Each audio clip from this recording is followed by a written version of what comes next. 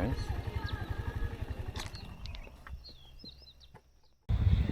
What a wonderful day today. I'm getting ready, just left my room. I'll get ni hao, Iga big one, okay? Okay, 谢谢。这个 Okay. She knows. I have my favorite breakfast over here, and I'll let you know about the latest. It's an amazing day. I have my route in mind. It might be a little risky today, but hey, we gotta push the limits every once in a while, right? In this case, almost every day, but it's what it is. Let's see how it will go. Okay, some good news. My back tire has not lost all its air pressure, so we seem to be okay in that regard, but in any case we can top up on the way.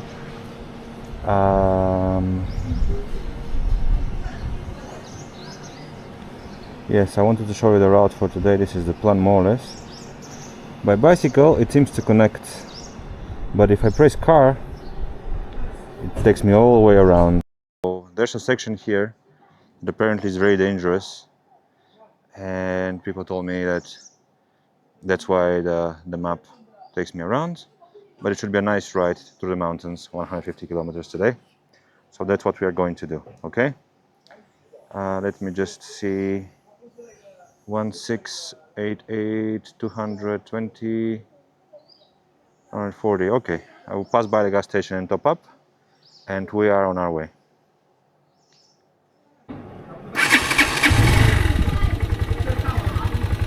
Nice. I like that. Okay, we better start going because it's an amazing weather right now. It's quite hot, but I think it might change later during the day, so let's not push our luck too much. Closing my jacket if I can, and we are leaving in a second.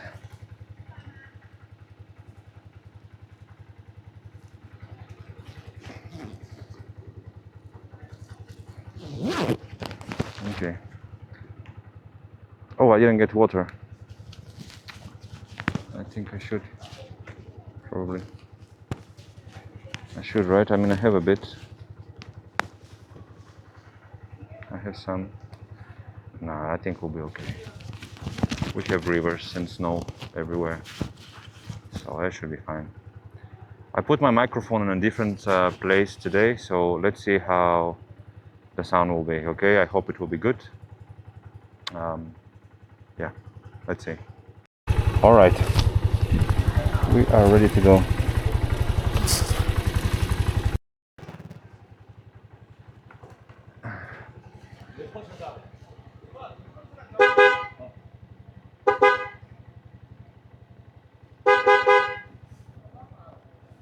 Bye.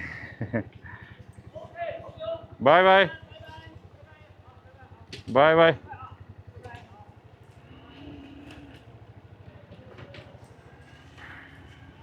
Bye bye. Okay. We go left. This is Jiuzhaigo National Park. I was there yesterday. You can check the video out if you have not. Yeah, so you don't have to come. I need to put this somehow here in the back because it's a little annoying. Okay. Okay. Everything is stable, everything is solid. We can go.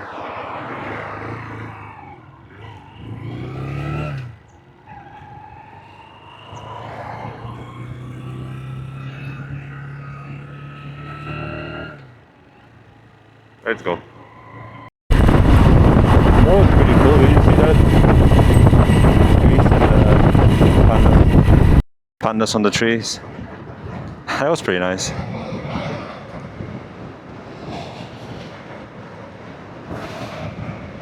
Okay, in theory now you should be hearing less wind and less annoying sounds from my voice. I hope that is the case. I think the SSSS, I think this is somehow comes across as very... Because the microphone is next to my mouth, it's in the helmet, there's not much space. Otherwise it would be outside and there would be more wind and it's a little more difficult to find an ideal spot. And importantly, I want to be able to look at the light and know when it works, because sometimes it doesn't work. So anyway, it should be better now, hopefully. We'll see later. Look how green this is. Look how green the mountain is here. In theory, there's supposed to be pandas around here. It would be very difficult to imagine, but in theory it's possible. A friend told me that he once came to Jiuzhaigo Valley, and when he came, he also hoped maybe there was a chance that he might see a panda in the wild. What do you think are the odds for that? Yeah, I don't think it happens very often. I don't think it happens that often. And yet, look how thick the forest is. I think further higher in the mountains, maybe there are some remote areas where no roads, no people, and there might be a small population.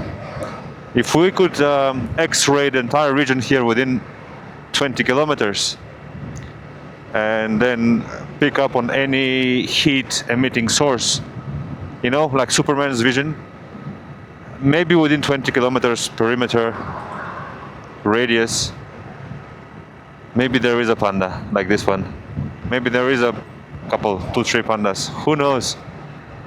There are a few thousand in China in the wild, I believe, right? I'm not, that's what I remember. Or not, or less. A few hundred and then a few thousand in total in captivity. I'm not exactly sure right now. But anyway, one can imagine, right? It doesn't hurt to have some imagination. So we will be taking a left relatively soon, I believe. And I don't know why it's giving me such a difficult estimate, but because I've put bicycle on. Okay.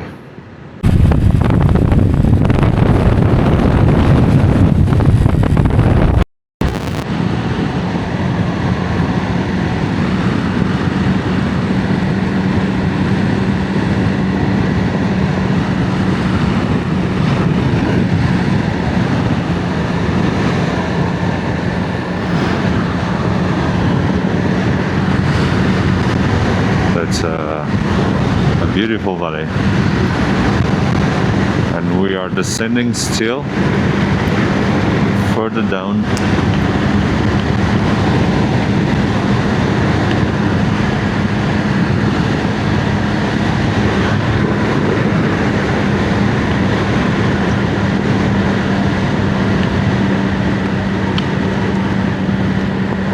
What did I do? I unlocked.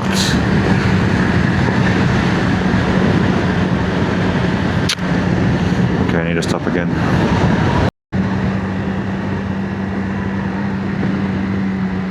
This is one of the greenest mountain slopes I've ever seen. Look how lush it is.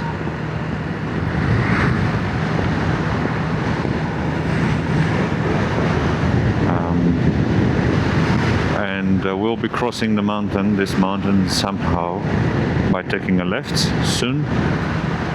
So we'll be going possibly once again high up in the mountains through the snow. I'm not sure I prepared enough for that, but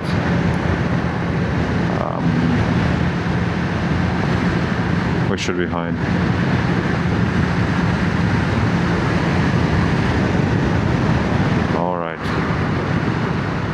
It should be a nice road, beautiful road most of the time, and there might be a section that is pretty bad. 48 kilometers to somewhere at Tibetan. So that's where we're going, through this valley. Let's see if we get some unexpected checkpoint. That would be a little unfortunate if we do. but for now it seems to be okay. No problemo. Ferry pool, 100 kilometers this way. Alright, that should be on our way. Let's see where it goes. Ferry pool sounds like a bit like what we saw yesterday in Jiuzhaigo. This type of pools, ponds, lakes, pristine blue-green color. Maybe that's what we'll find today as well, but outside and for free. It's exactly what I was commenting on yesterday, that I would love to find, you know, some environments like that by myself. Ruergai County, Ruergai Kaiyun, Ruergai. That's where we're going, Ruergai. There's a big town called Zoige. I think we can go all the way there today.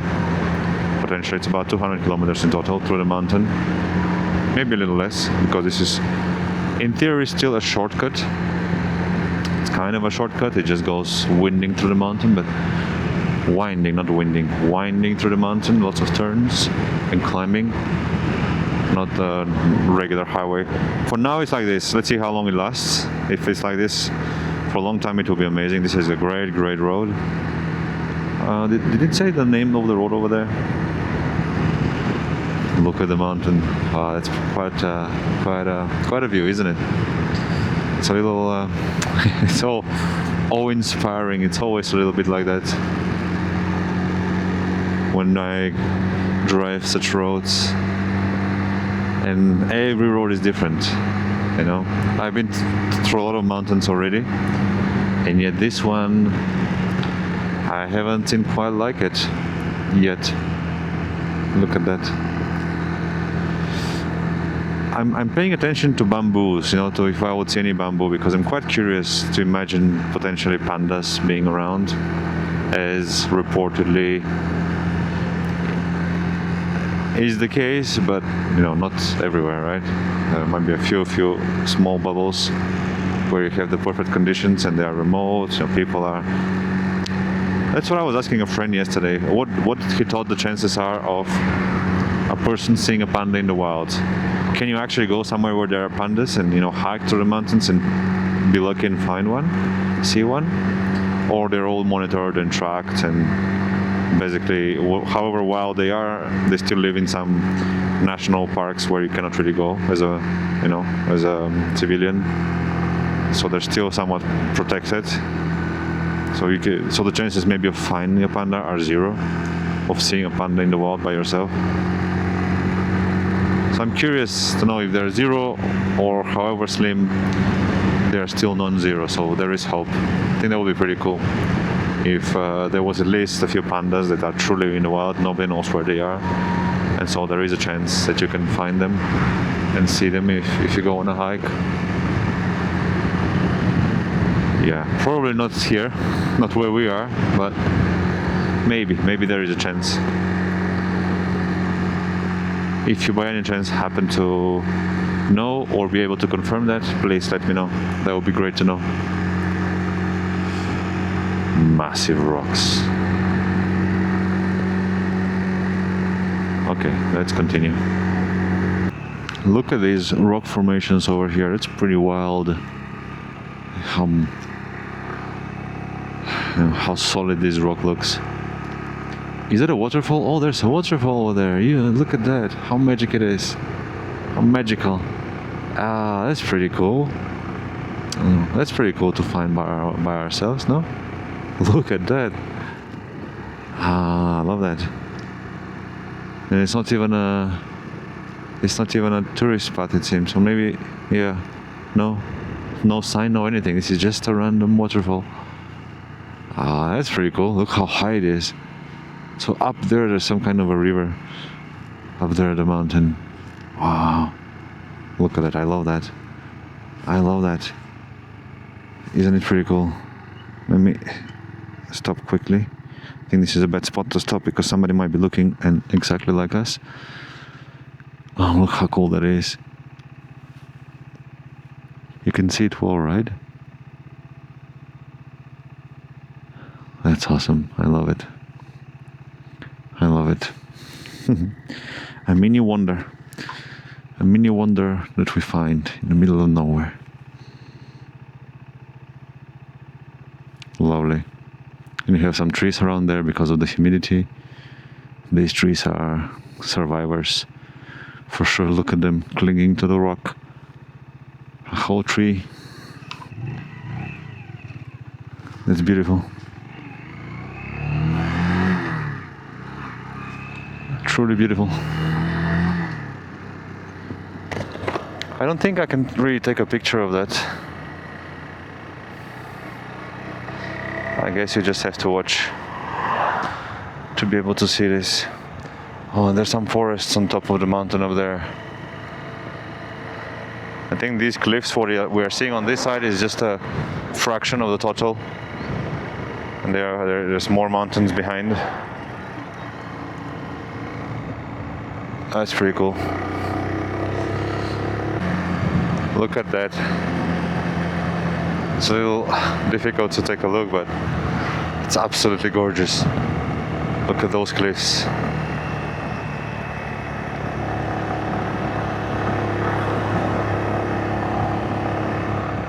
Wow, it's wonderful. Whew. I think this is a perfect mountain to scale for climbers. No, look at that. Look at the wall up there. That's a nice, pleasant wall to climb if I were Alex Hanold. Wow, love it. Love it. This is a majestic road. I'm really liking it so far. These mountains are just, yeah, breathtaking. And as always, there's a small stream at the base. Wow. I don't know how you feel seeing that, if you feel anything, but to me it's very, very special.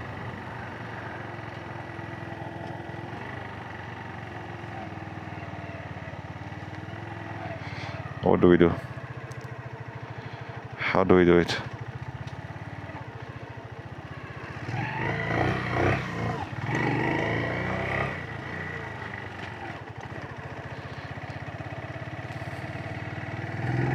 Okay.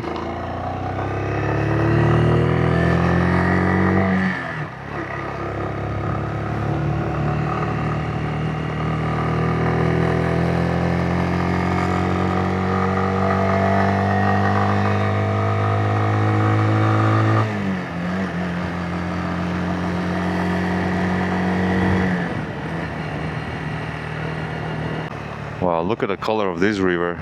So there's a dam over there, so this is a reservoir, but look at the color. It's completely not as blue as yesterday or as transparent.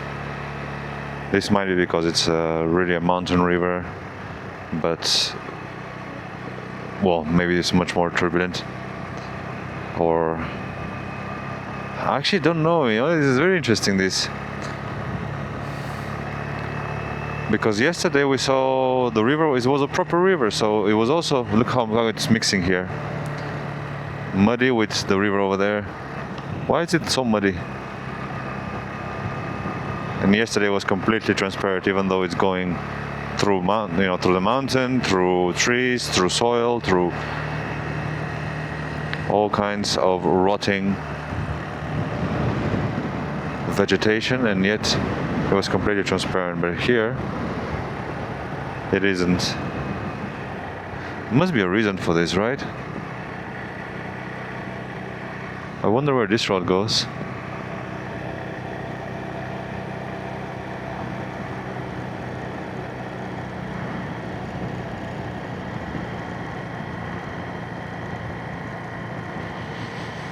Okay.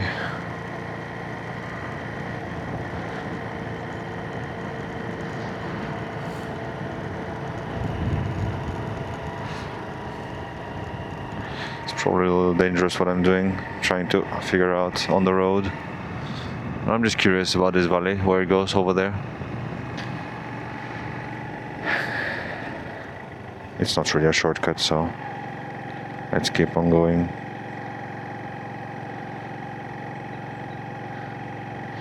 That's something I don't like about these maps. They're not really they're not very flexible, you know. Like, I would love to keep the route now, but still continue exploring the map and check other routes, and then somehow it completely isolates everything else, and just, I don't like that at all.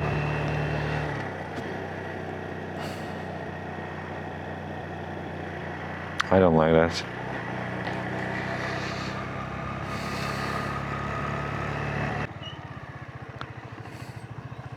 I see this path down there, it's lovely. It's probably pedestrian. However, we can still do a small detour through here. Just a village I found along the way.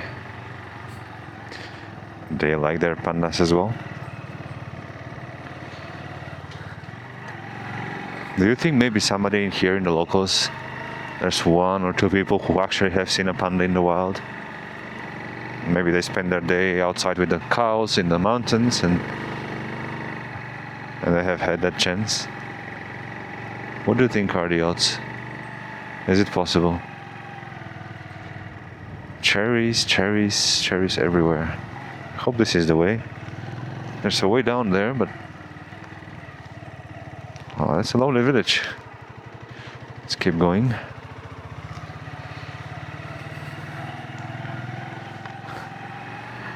A lovely village.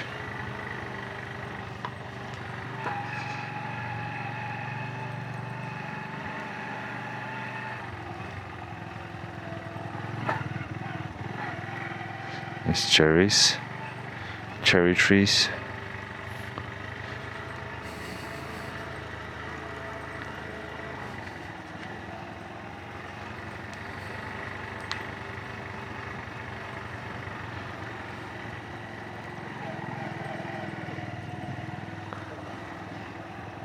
Wow, I love this. I love the homes here.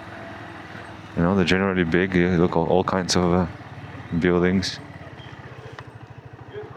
Oh, cows in the middle of the village. Okay.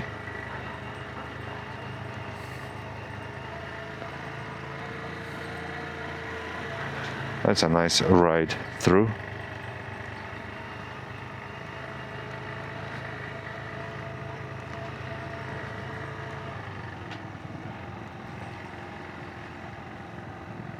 That's the river down there. You can also see it on the map.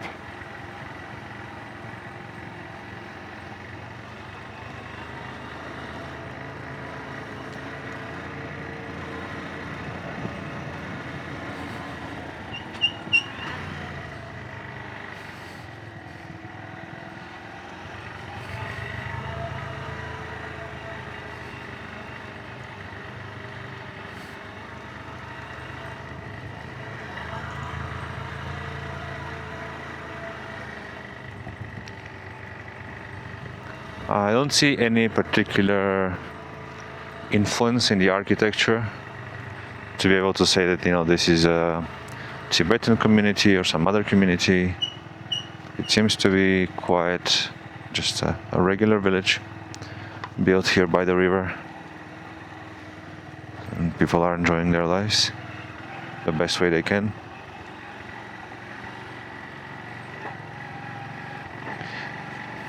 I think this was like a hotel. Can probably stay there if needed. Oh, that's a lovely path here. We also have on the other side. I didn't want to cross because I'm not sure whether it will cross back later on. And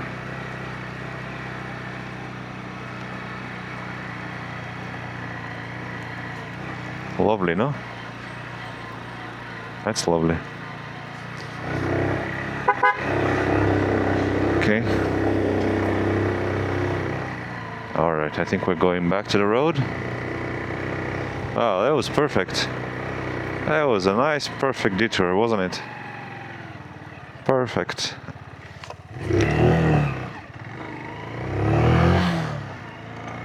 Perfecto. Here they've made it all the way till the end. The bump. Oppa, this guy. Or girl. Guy. The road on the other side continues. Maybe I should have taken it. It continues quite for a while. Maybe there's a bridge. The river doesn't look that big, so chances are, yeah, I think there's high likelihood that there is a bridge, and that's a lovely road on the other side. Well, you never know.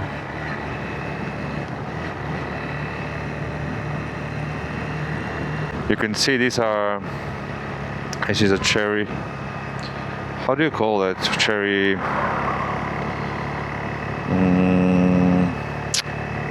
I forgot the word. Not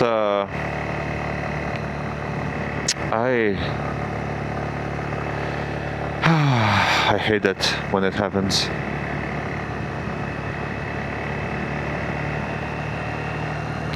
When you plant trees and not vegetables, so trees have a... Okay, but I don't see any other bridge, so... Orchard, yay! It feels good to get the word at last, but it's still a little annoying. So it makes sense, of course, you have a road on the other side because there's a big orchard here. Now it's on this side here, so I think the road on the other side maybe is over. And I'm not sure what happened. I didn't see any bridge, any crossing. So maybe we did well by not taking it. So let's continue on this one. There you can see the mountains behind, forests. Maybe there's pandas up there in the mists. It's a thought that makes me smile. Maybe very unlikely, but still makes me smile, and that's already something. 1.8, 2.6. Okay, I think this is good. Tire pressure. Oh, there's one more road on the other side, but no bridges.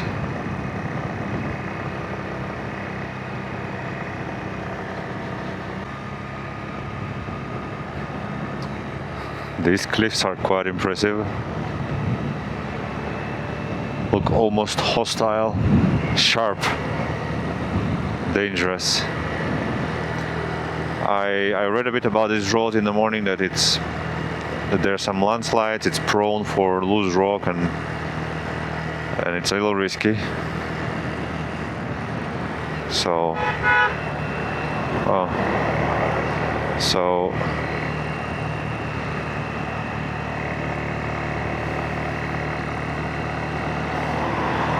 I think not much we can do about it other than just not do anything overly questionable, but otherwise a normal day, normal ride. These guys with the cars are going, so can we, right? As simple as that.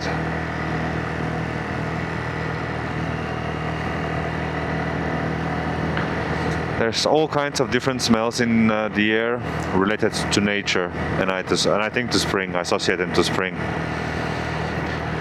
One smell I noticed, and it brought me back to my childhood, is the smell of recently cut tall grass, the one that you harvest for animals.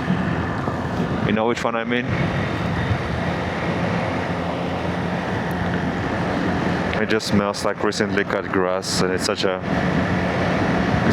pleasant smell of earth and nature. And I can also smell some flowery scents in the air. I don't see flowers, but there's certainly some sweet smell. Not only one.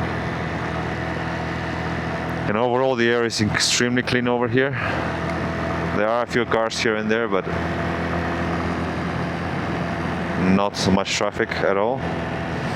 And so, you can imagine the air to be pristine almost. And there's lots of vegetation around, so that makes sense. Is this gas station proper? It looks like it. Hey, this guy. You forgot in which country he is. This is probably a cheaper gas.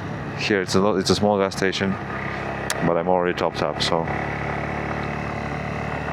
never mind.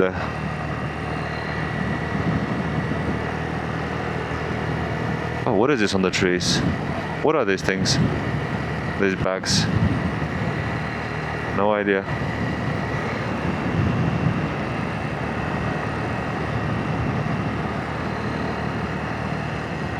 Car behind me again.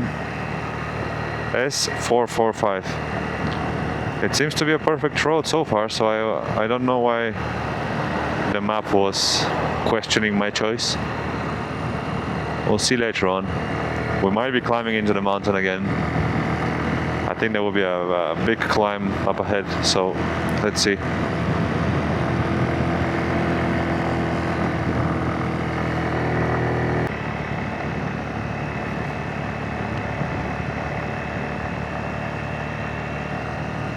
There's a village on the other side. Just a few houses. See a road as well. Oh no, I think there's quite more than a few houses just beyond the turn.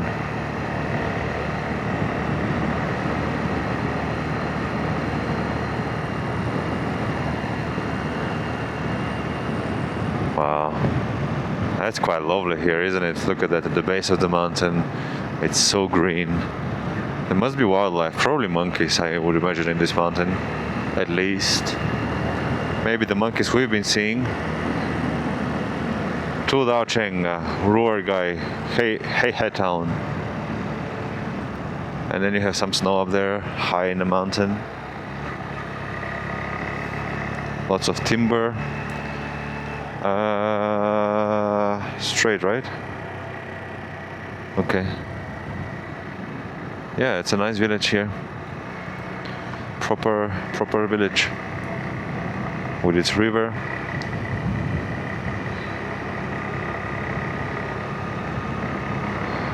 That green, it really tickles my eyes.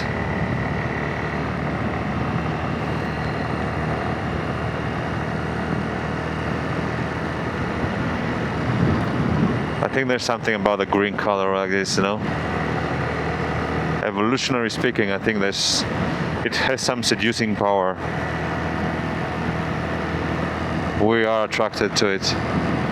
This bright, intense, shiny green.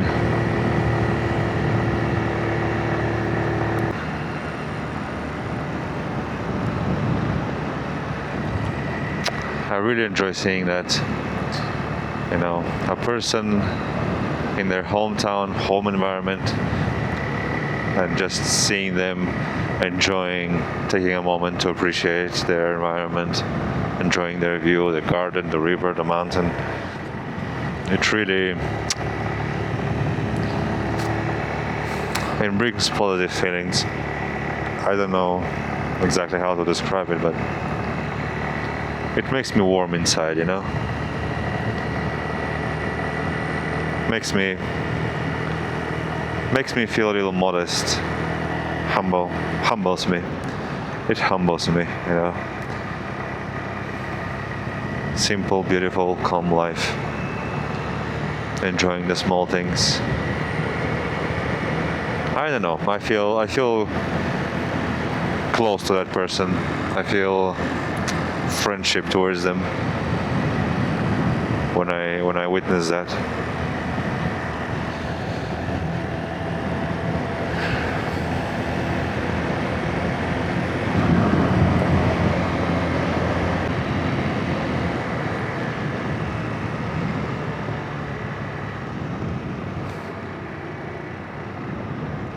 Alright, we are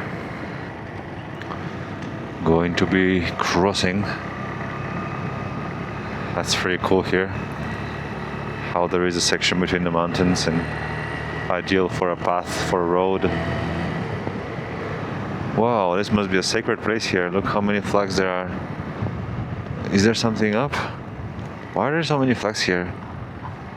That's a sign that it's a sacred Tibetan place, but I see nothing that indicates that, other than my intuition. No sign, no temple, no. curious, no? It seemed a bit random.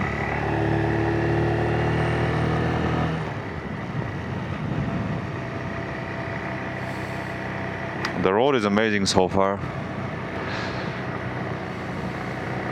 Better than what I expected. I was preparing for worse.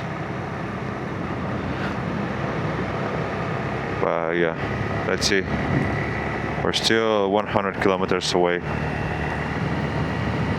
from anywhere close to where we want to be. Shall we try a small...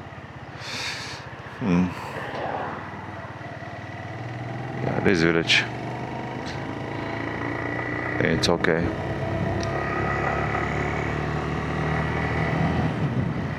So it's Tibetan communities around here, but you see the houses, not, I guess they're Tibetan, but not from the same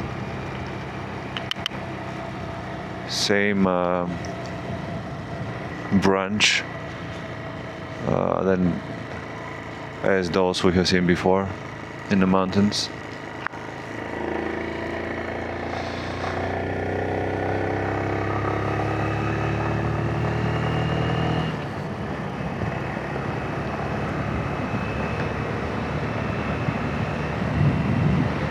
This side left side looks so much more green and rich in vegetation than the right side. I'm not sure if that's because it's northern. Yeah, I'm not sure, because they do turn around, so you cannot say which is north and which is south. Oh wow. There was something there.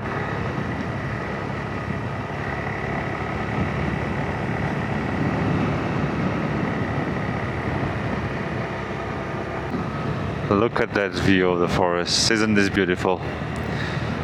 It's 10 different shades of green and brown and yellow. It makes me feel like writing a poem about it. Look, oh, that's just...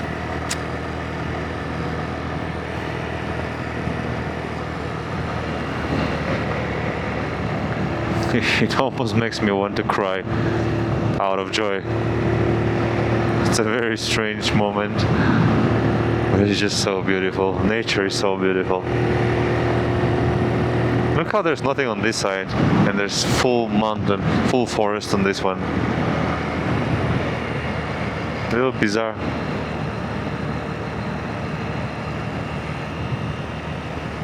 Yeah, look on this side, just so beautiful, these trees. So beautiful. Look at that.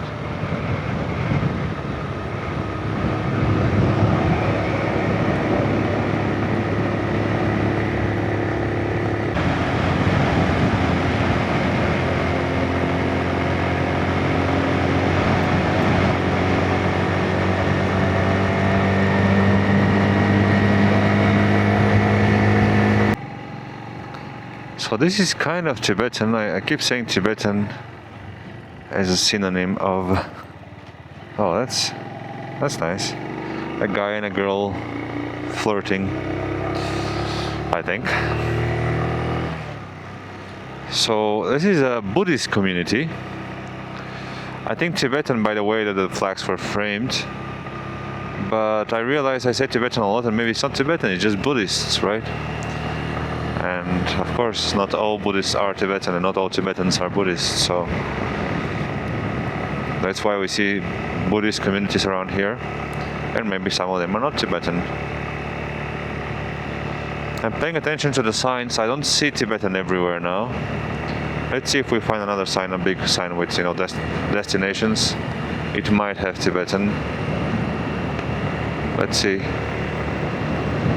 Ooh, what is that? It's a lot of pressure, that water.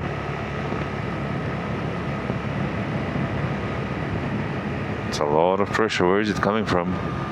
Somewhere from high up, I guess.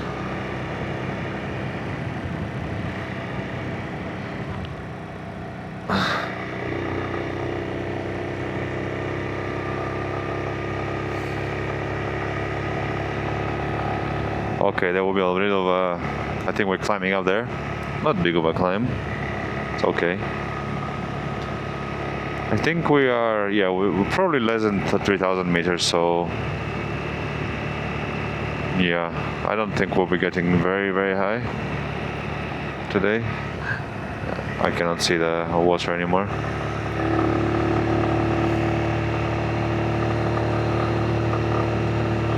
It's a little cold, but not too much. It's enough. I don't need heating, I don't need extra layers. Quite okay like that. Hoppa.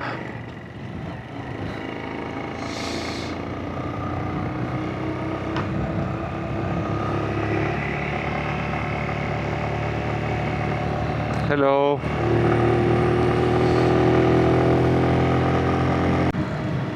I just went through a tunnel. This is how it is on the other side. It's a very low reservoir. It's very low compared to, you know, you can see the top line. That's maybe 10 meters decrease.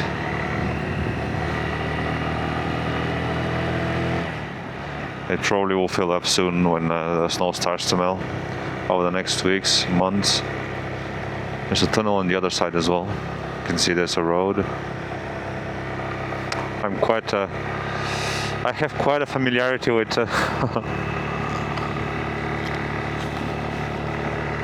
this type of environments now.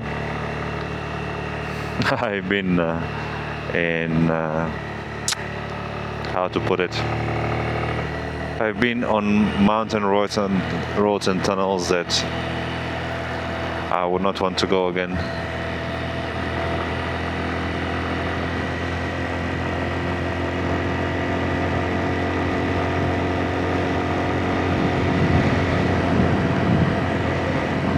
This one, by contrast, looks quite okay on the other side.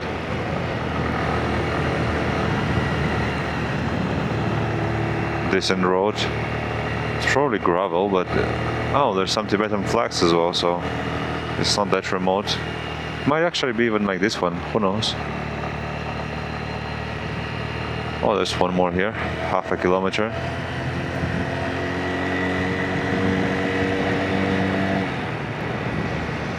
It's a little dark.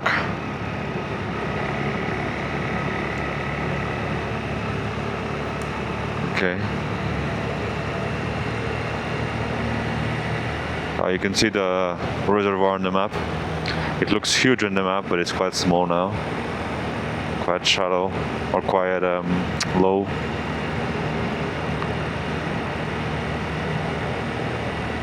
It's a big reservoir otherwise.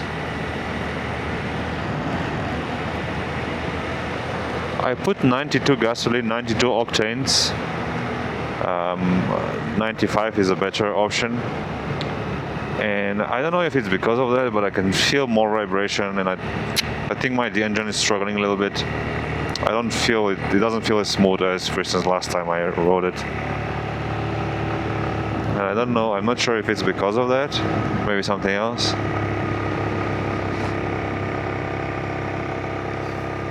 Hey. Okay. Hey how? Okay, look. A local guy is cleaning the road. Maybe this is the reason why we were given this heads up. So let's be careful on this road. This road, if I press by car, my map redirects me like 200 kilometers different direction, south. So, wow, when full, this reservoir would be truly majestic, no? Look at that. Look how wide it will be. Wow, it will be scary.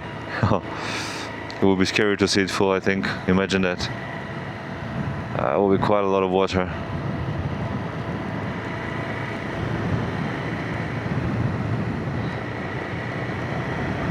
Yeah, it's quite low now. Perhaps this is normal, right?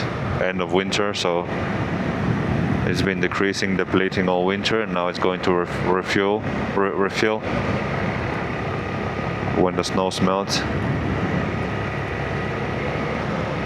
I think that's probably what will happen.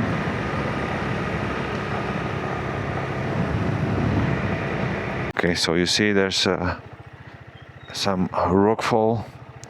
I guess this is why cars are not allowed. It's a few sharp rocks here and there, and it's not cleaned. I mean, it's a small reason not to allow any not to allow a car to come. You can literally pick up these small rocks and move them. You can stop the car. Oh, there you go. You see, you have a car. This guy. All right, so it seems to be okay. If he's going, then. And other than that, the road is amazing. Look at that. So I'm happy I made the choice to come. It's on the map it looked closed. There was a closed sign, you know. Literally a sign that said closed, you know, the no traffic.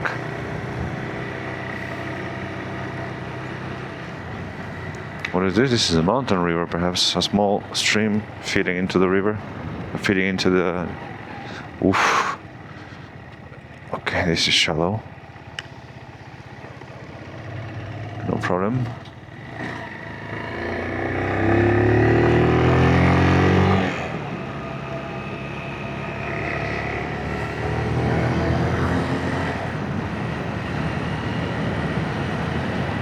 There's some men there. Oh, no, not a man. Just cows. A herd of cows. Can you say a herd of monkeys? I think no, right? A pack of monkeys.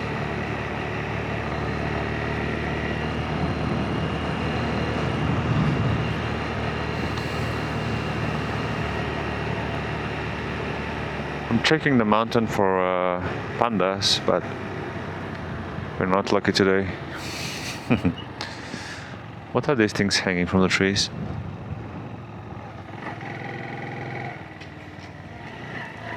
Wow, look at that. That's a drastic drop.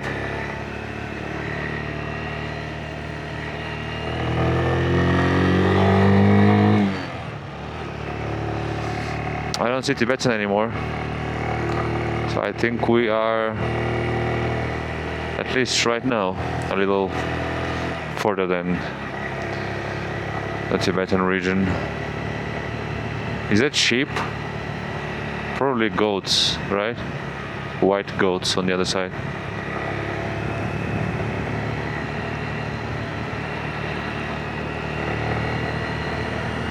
Wow, there's no water here at all. A solitary cow. You see, there's no water here at all. It's completely dried. Hey, let me go around this spot.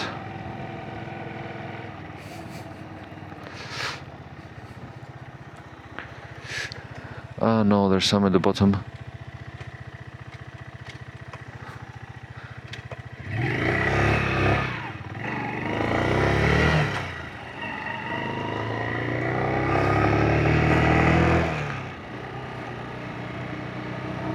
Well, the road is more than passable, so if there's nothing worse than what we saw, then this is perfectly fine. Ah, look at that.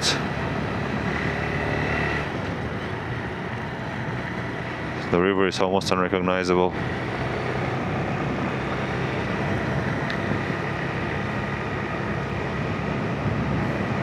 I wonder when is the time when the river and this reservoir should be the fullest. If it's April now and it's so low, so the snows might melt and it will fill it up temporarily. Oof. And then what? So after they melt, what happens? It will go back down to this in the summer? Or worse?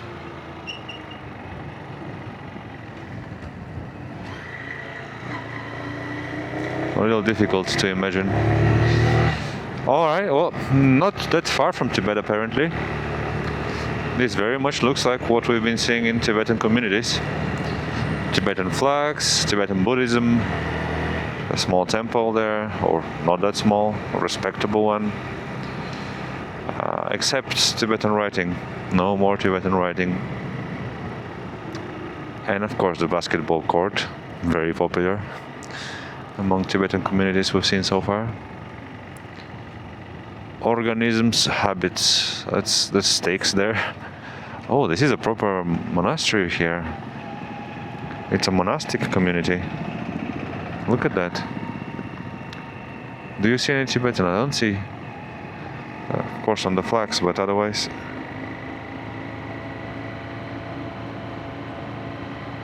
This goes south. South to the mountains. I mean, there are some villages here, but not on our way. It's a nice spot. A nice spot these cows have found. Very cute.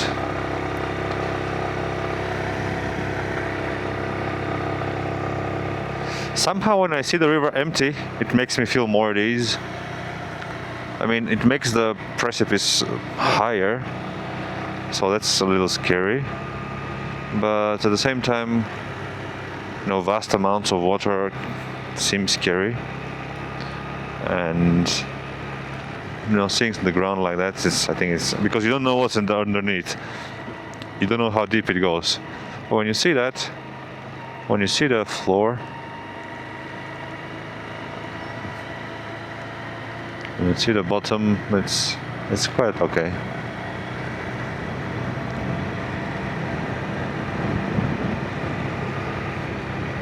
This is a proper Tibetan village. Look at the houses.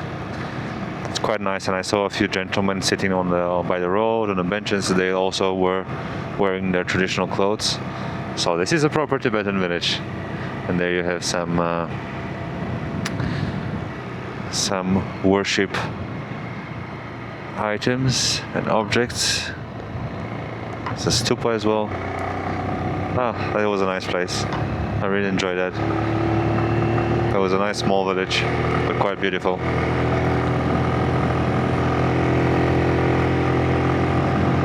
Oh, okay, we've climbed a little bit because we can see the snow again.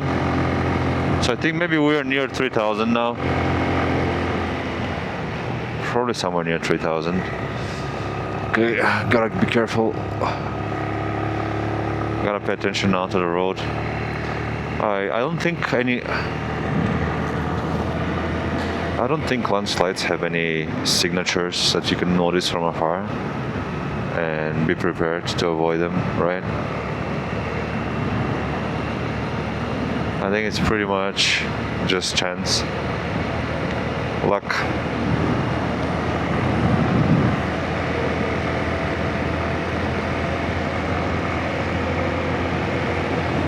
Like a Russian roulette with maybe with a million bullets barrel.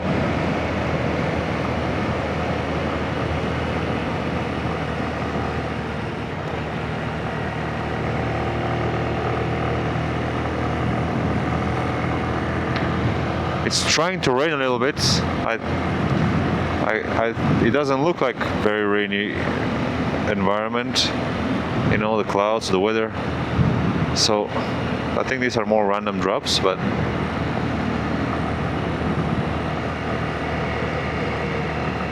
yeah, there you go, more Tibetan communities.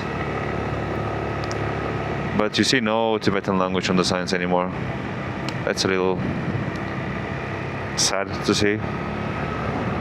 I think these communities probably would appreciate that as well.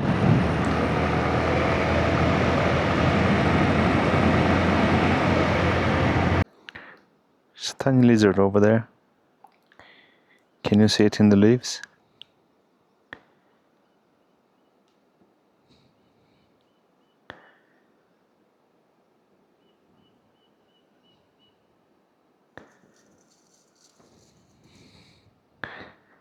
how he climbs up the mountain, up the rock.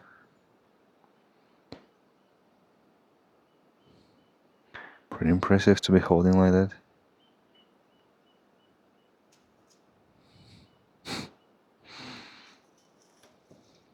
Okay, enough of wildlife observation. Let's continue.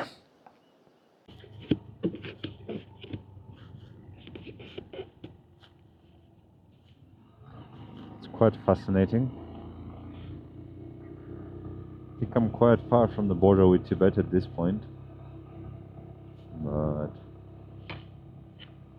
we still get to see Tibetan communities. And yet no Tibetan writing or Buddhist. Maybe it's not Tibetan, maybe it's Buddhist. But let's see, because if the flags are in Buddhist, oh, did you see that? 100 years of the founding of the Communist Party of China. 35, 36.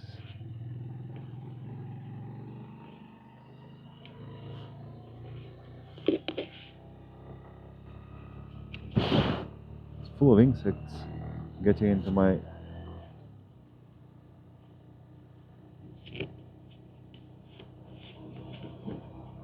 Discovery Channel. You and me, baby, ain't nothing but mammals, so let's do it like they do on the Discovery Channel. Do you know that song? It's a classic. It's a classic.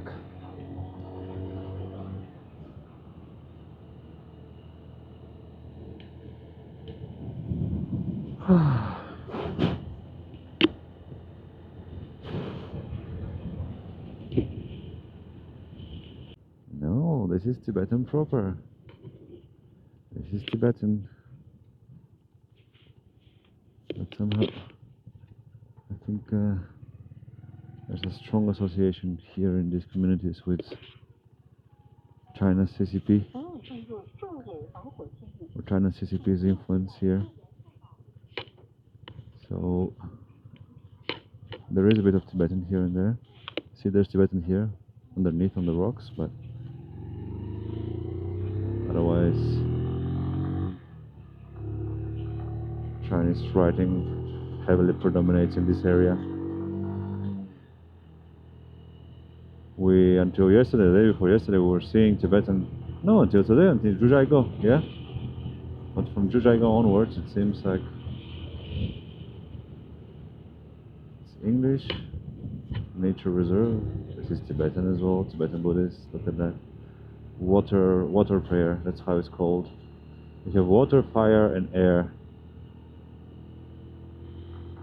prayers, types of prayers. This is a bit like a to automatize the praying, you know. Instead of spending time at home praying, you know, on the carpet, and you could just build a machine that prays instead of you. I'm not saying this is what this is, but it's what reminds me of. You just build a machine that prays 5 times as fast as you and 10 times as much per day, like 24 hours a day it prays. So it really maximizes the value of praying. Is that how it works?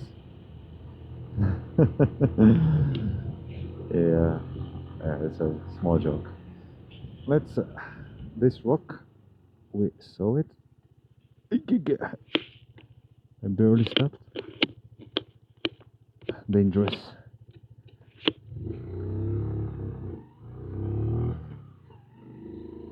I don't remove all of them, because sometimes there's a lot. But you know, one is something, small contribution. If everybody, yeah, look at that, someone needs to just come and clean the road. But if everybody on normal roads removed one rock, that's how you keep the road clean.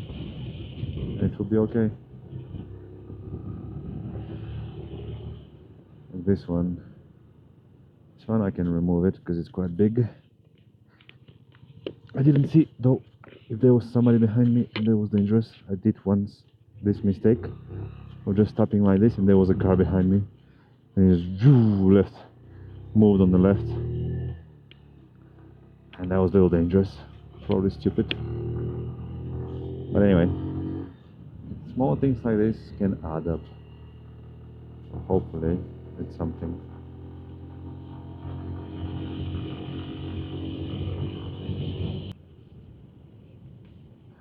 Nice and cozy.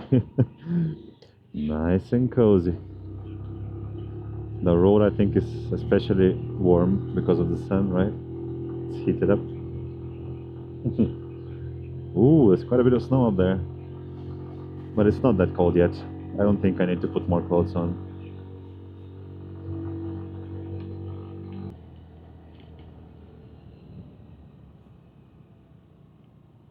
Flat tire. Hello. Flat tire. Hopefully he'll be fine. 2 people, so they should be able to take care of one another. Fix it up, pump it up.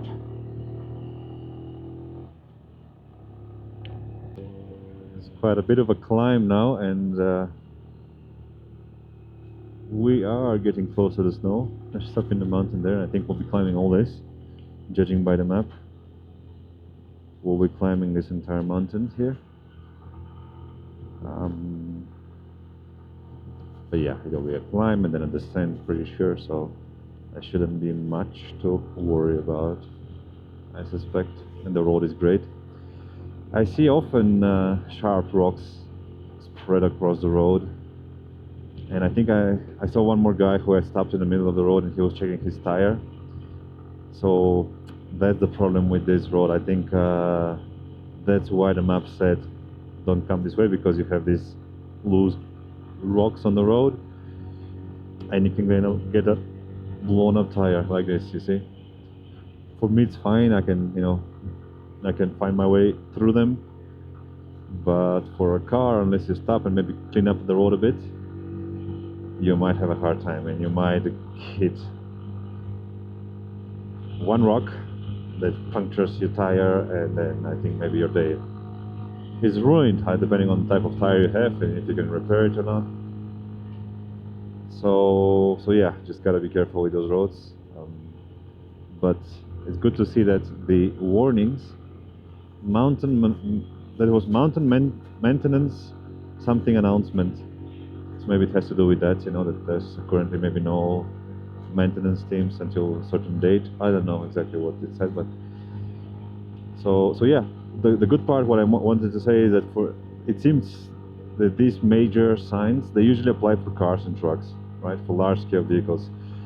For motorcycle, I think this might mean that very often, hopefully most of the time, signs, limitations, road closures, things like that might not apply. Might not be something that we should worry about. I don't know if that's a conclusion that is reasonable to draw, but somehow I wish to believe that. And today is a case in point where the road was closed, but then you see, for a motorcycle it's perfect. And here you have a few rocks, you see. So these ones on the right side, so this on the left you can maybe pass more or less safe with a car, but on the right, you see what I mean? It's tricky. It's tricky. There's lots of rock falls, so you have to be careful. Even with a motorcycle I have to be careful, and I am. But for a car, especially with these big flat tires, like if you go on a sharp rock, it will really go all the way in, and that kind of sucks, right? Bad things can happen, like these rocks, big pieces.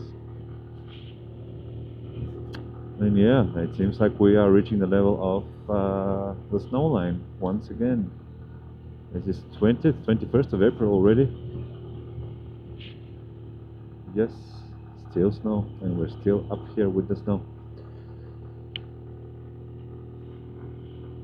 I'm starting to think about, arriving somewhere tonight, somewhere warm, cozy, a room. I think at last, by the way, okay, so some things I did not talk about, but I've been struggling a lot with uploads over the last days. Today's 21st of April, and I think the last video I have uploaded is from 11th or 12th, literally 10 days behind. The good news is that I have videos from all those days since then. It's 10 videos I have. It's a lot of data. I'm basically on the limit more or less right now on what I can store on my computer.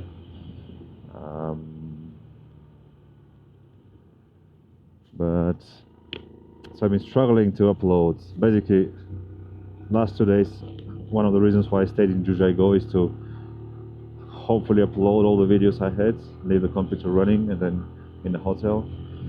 And it did not upload anything almost. 1/3 of one video, that's all I achieved in a day and a half. But it has to do with my VPN. My VPN is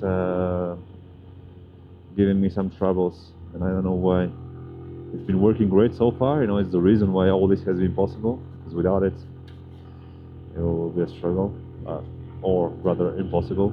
I am in China, by the way, so these things are not supposed to be easily achievable. Wow, look at that, look how many rocks. So, but the good news is that today in the morning, I think it worked normally, at least for a bit. I don't know if it was a temporary thing, so I really hope to arrive now somewhere, turn on the internet, turn on the computer, and just upload and upload and upload videos, because I also want to get rid of them from my computer. It's a lot of data. It's not good for the computer. Look, the guys are cleaning. The guys are working, but it's just a lot. And I guess, 谢谢. Small bow of respect. 谢谢. Thank you. They both waved. That's cool. I appreciate it too. These are the people to whom we owe a lot, these mountain roads. Somebody has to take care of them, and the unsung heroes of society. Guys like this. So yeah, I hope my VPN works normally now, and that will be amazing, so we can continue. I can upload everything, and I can keep on doing that, because the problem is my videos, they increased in size, in quality, and length. So I need to be able to do that. Otherwise, it's a little difficult. There's a guy behind me, and he's forcing me to come here. I don't want to be here.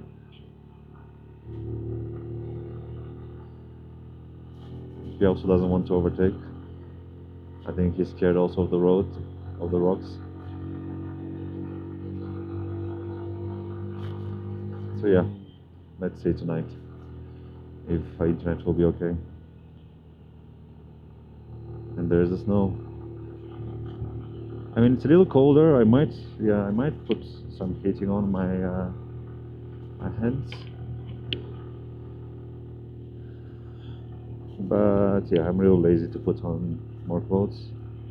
I believe there will be a descent soon, so this cold section maybe should last, less than half an hour?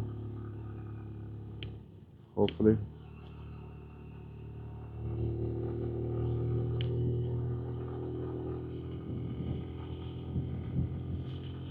There's snow-capped mountains on the other side as well. Well, this must be about 3,000 something. I wouldn't expect 4,000. 4,000 is high up. 4,000 should be quite wide, I think. Considering also where we were the past week. There was a lot of snow the other day. Oh, that video, it's a little crazy. So much snow I haven't seen in a long time. So this guy can overtake, but he's not, for whatever reason.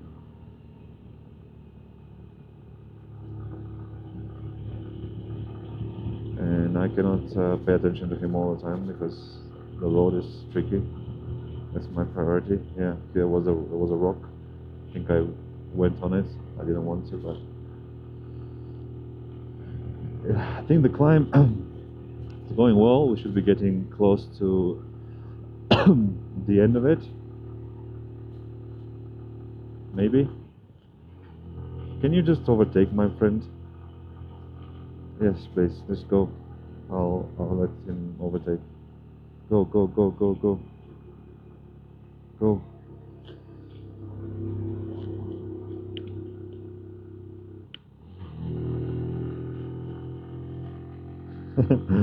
I kicked with my left leg in the air. That was for balance, but I think he took it as a sign to overtake.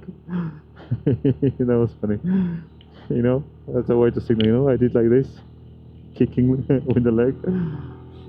Anyway, as long as it works. You can see on Google Maps that the climb continues, and there's quite a lot of this. There'll be a long section like this in the mountains of climbing and maybe descending afterwards, of ups and downs.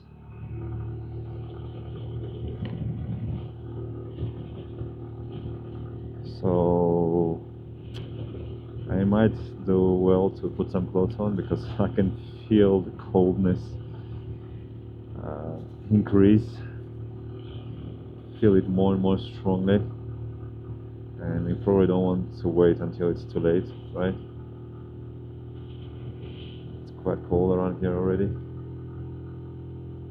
I can put some clothes on top, but then, to be honest, that was a little sharp rocks over there. To put on lower clothes, pants, underpants. It will take me a little bit of effort, so maybe 5-10 minutes. It's not like I'm in a rush. I have the time, so this might be the smart thing to do. Okay, probably, yes, it sounds like the smart thing to do, doesn't it?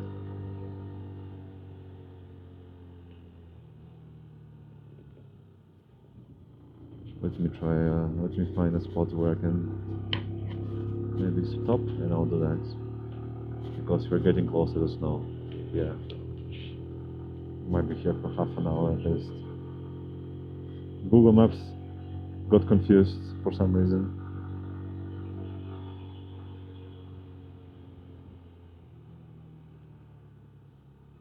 Yeah.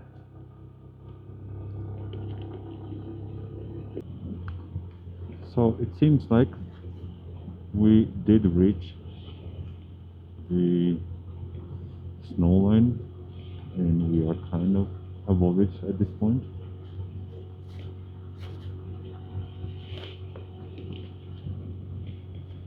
On the bright side, the sun is with us. It's high up in the sky, and that is always nice. So there's a few more turns around here. My tire pressure is okay. I put some just one top layer more, keep it a little warmer. My legs are a little cold, but I think it should be okay to traverse the mountain. It's not that long of a section, and I imagine it's a descent on the other side. It won't be like this in the community where we're heading. I might be wrong though. We might be climbing the plateau again, and it might be just once we reach the top, it will be like this on the other side continuously. So in that case, I would need to put some more clothes on. But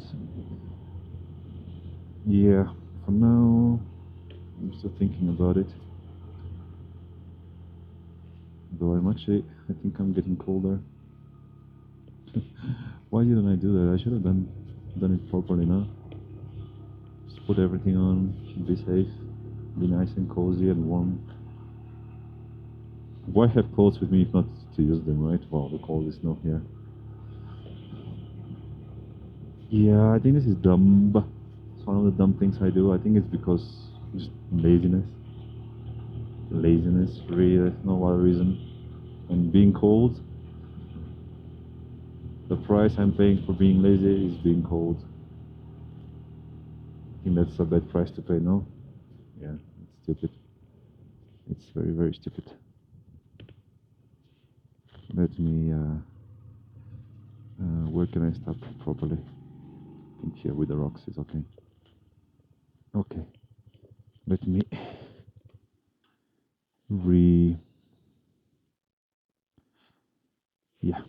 fix that properly. How handsome am I right now? More than ever, I think. Okay, I put almost all my clothes on. I should be nice and warm now. The sun is in the sky. There's quite a bit of snow around, but anyway, I'm nice and warm, so we can continue. Let's go. Okay, took a bit of time. Okay, that's also a sign that we are high in the mountains, but now I am nice and dressed, nice and warm, so we can go at ease.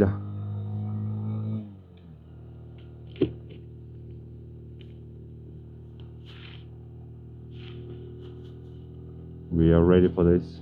We are prepared. This is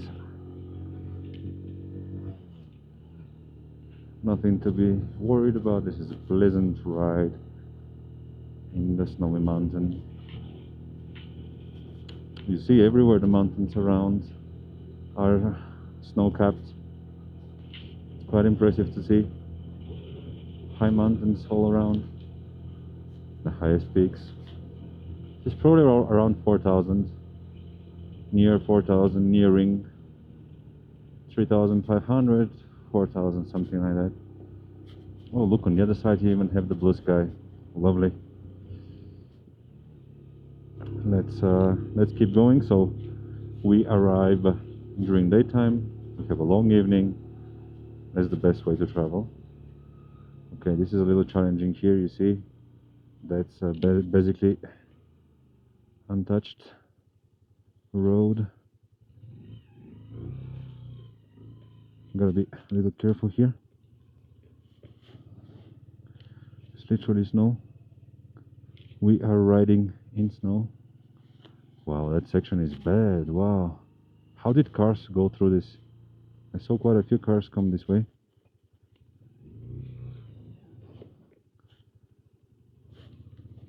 Look, that's pretty bad.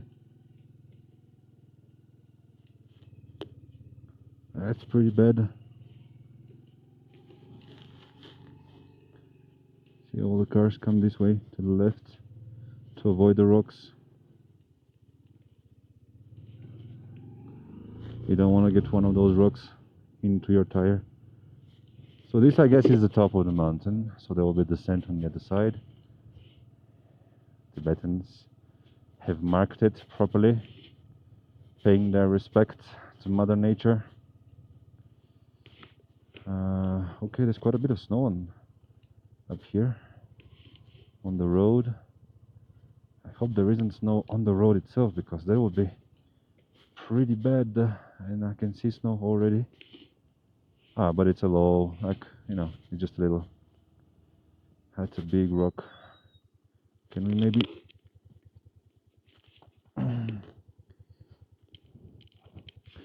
Yeah, not much help, but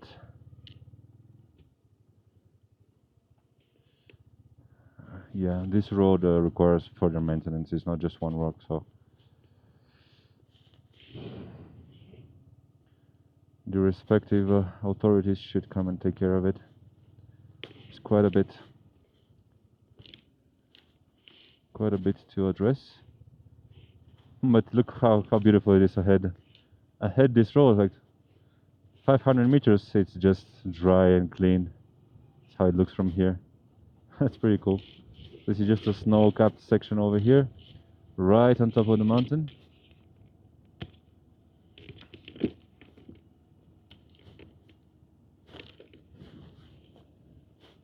Right on top of the mountain. And it will soon disappear. It's not freezing temperature right now. You have some snow, but I think you can see that it's melting. There's water, streams of water going down. So it's very much okay. You can see also that it's probably 3,500 or so. You see the forest down there being very, very green. So anyway, the road is perfect here, just a small section here and there.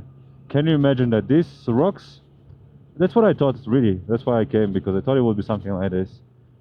Some rock falls, but it's even less like this type of, that section on the top was the worst. That's the worst we have seen so far, okay? And on a map, the road had the closed sign, no go for cars. And that's the reason. A few rocks, somebody passed by, somebody, and then they have the authority to mark it on the map, so they send a signal and they mark it no go. But that deviates traffic 100, 200 kilometers south. That's a lot. That's a lot, And as you can see, for us, it's really not a problem to go through this. And on the contrary, because there's no traffic, this road is for ourselves, and it's extra special, extra beautiful. There's no traffic to worry about. It's really for us to enjoy. Still, just in case, heads up, we are coming. Oh, for a second I thought it was a car. I saw the reflection of the white.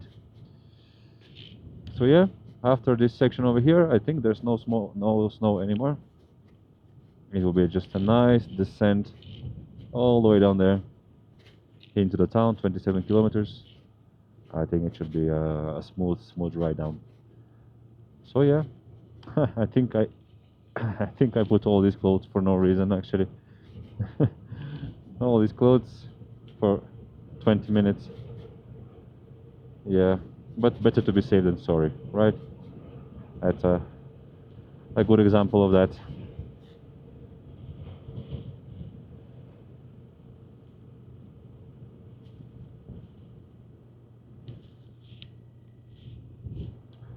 Everything's okay, my engine is working smoothly.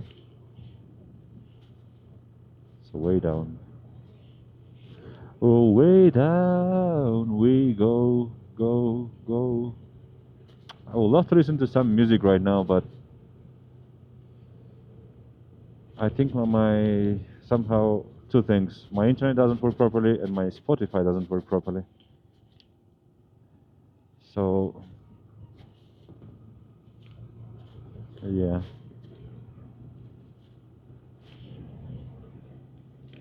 Alright, there's one car ahead.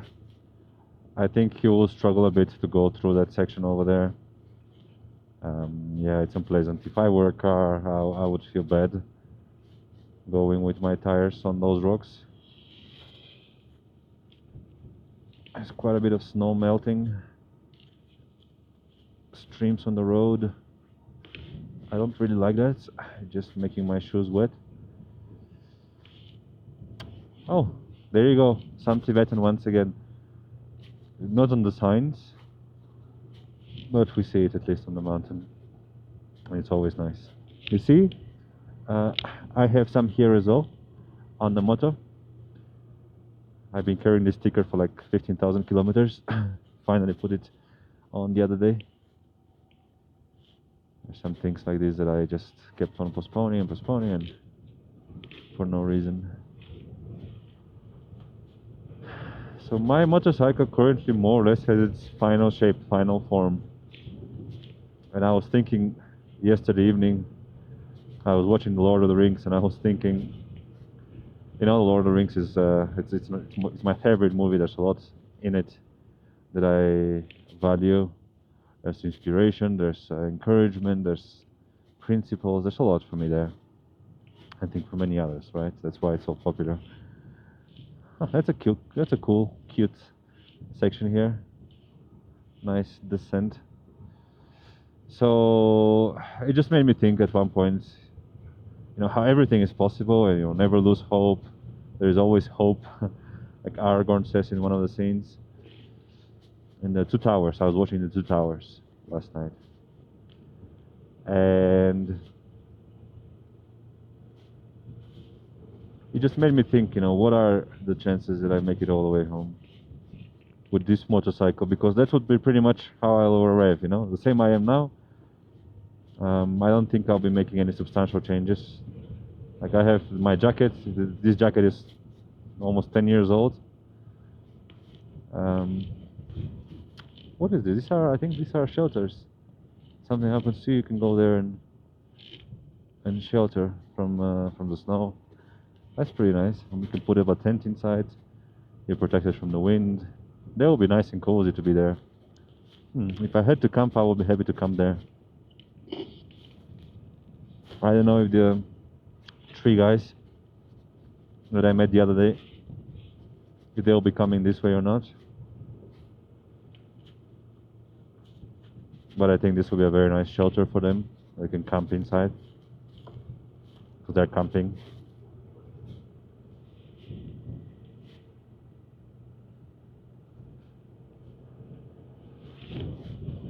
That's where we're going. I think it's down there probably, right? At least the first town, the first village. It's 4 o'clock, so I'm not sure how far I'll be going today. I think there's several accommodation options. I just hope in this area that you can also book. Because I had this experience a couple of days ago. If you've seen the videos, I literally couldn't find a hotel all night. It cost less than 30-40 euros, and that's like almost 10 times more than normal price. And so I ended up sleeping in my tent near a toilet, next to a toilet by the river in that town. So that's unexpected, and it happened. I've heard about this, that in some cities, some environments, accommodations options are limited because some of the hotels don't have, or all the hotels, or in general, the hotels don't have the right to host foreigners.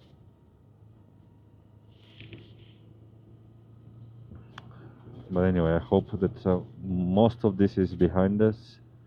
We'll see how it will be ahead. In any case, it's very valuable that I have my tent set up. I've already made some good use of it. And every time I use a tent, I save 5-10 euros, so it's not that bad. It's every once in a while, and then it makes it more special to actually arrive in a hotel, extra special on the next day. See another shelter over there. Very nice. Whoever built those, very nice. Probably courtesy of the CCP, the Chinese Communist Party. I don't see anything saying that, but these are nice cozy shelters. Okay, so I'm not cold anymore. It's a nice, pleasant descent down the mountain. Snow is behind us, and I look forward to seeing where we will be staying tonight. I have nothing booked. I don't even know which city, which town I will be stopping at. I think once I arrive at the one that I have on the map, I'll check and see, and then maybe I continue to the next one. I think it's not that far, or I stay there. We'll see.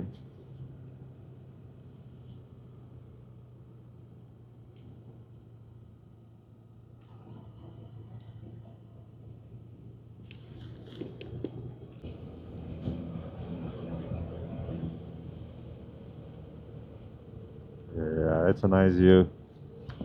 That's a nice view down the mountain. You see all these rocks, so that's what you gotta be careful about. But otherwise, the road is amazing. I guess they have to somehow do something about these rocks, right? Because if it happens like this all the time, and there's no way to really maintain the roads, maybe put more protection, put some nets, because the road is amazing. It's a shame to close it for this. And you can still see people coming, but I think they're struggling a bit, and you can get a flat tire. You can ruin your day. So that's the last thing you want. But anyway, not for us to worry about now. For us, it's time to enjoy the descent. Look at that. That's a beautiful road. There will be some, there will be some turning around on these slopes to make it all the way down.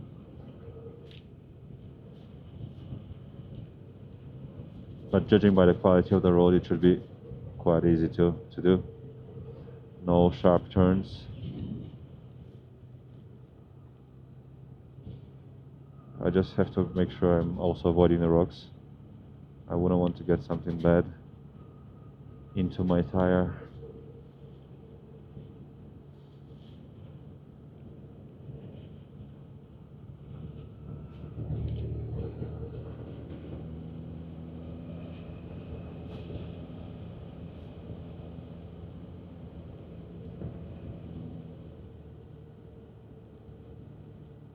There you go, you see? See how many rocks? Wow, it's actually quite a lot. I understand how it should be flagged. These sections should be flagged. Now closed completely. Just flag that it's a bad road, bad quality, and then people can come at their own risk. I think there should be this type of there should be nuances, right, in the flagging system. The quality of a road, but not open and closed. That's too much, too drastic. Oh, look at what is this? Oh wow, that's pretty cool. A herd of yaks. Hello, Tashidele. Okay. Okay.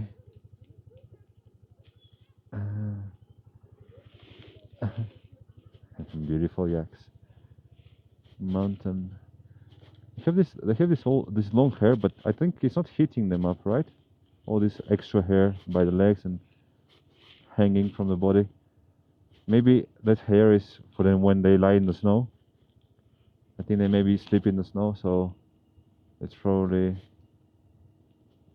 Oh, there's so many yaks. I think they're herding them from. Wow, look at that! So many rocks were saved by this net. It worked. It paid off. Oh, that's a tiny one. Hello, Tashidele. Okay, a little more snow over here. It's a nice big herd of cows. That's the livelihood of these people. Probably family or maybe cousins related. And they're taking care of their livestock. Look at that. Maneuvering them from one section in the mountains. Look, and there's tiny ones as well. Hello. Where's this guy so suspicious looking at me? Where is he? Can you move away?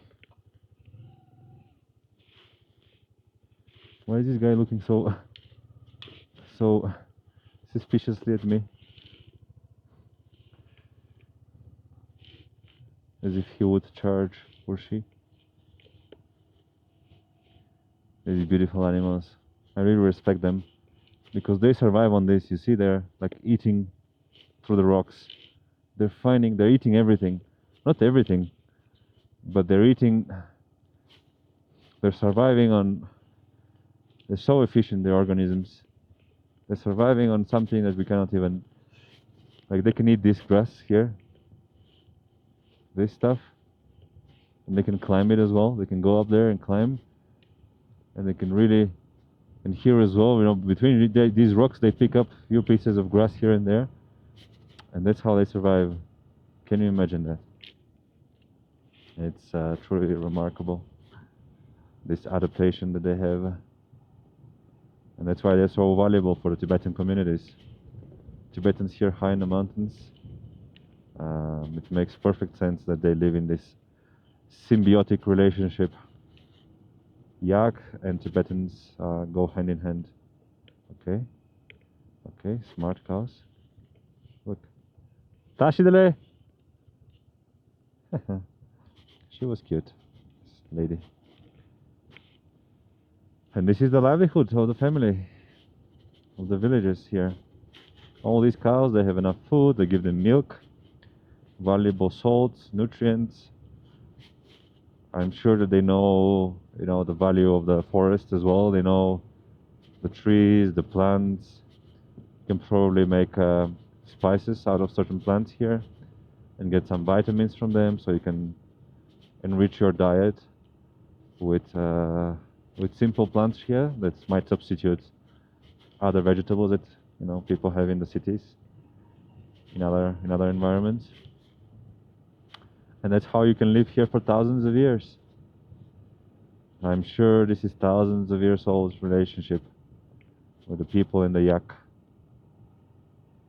The only thing I mentioned it already, I think a couple of days ago, is I'm not seeing much yak fur being used. Yak hide, the leather, the skin, being used for any clothes or things like that. I would imagine it will be cow hide, right? It will be very valuable to make shoes and clothes and bags, all kinds of valuable items. And I haven't seen that, or at least I haven't seen yak specific.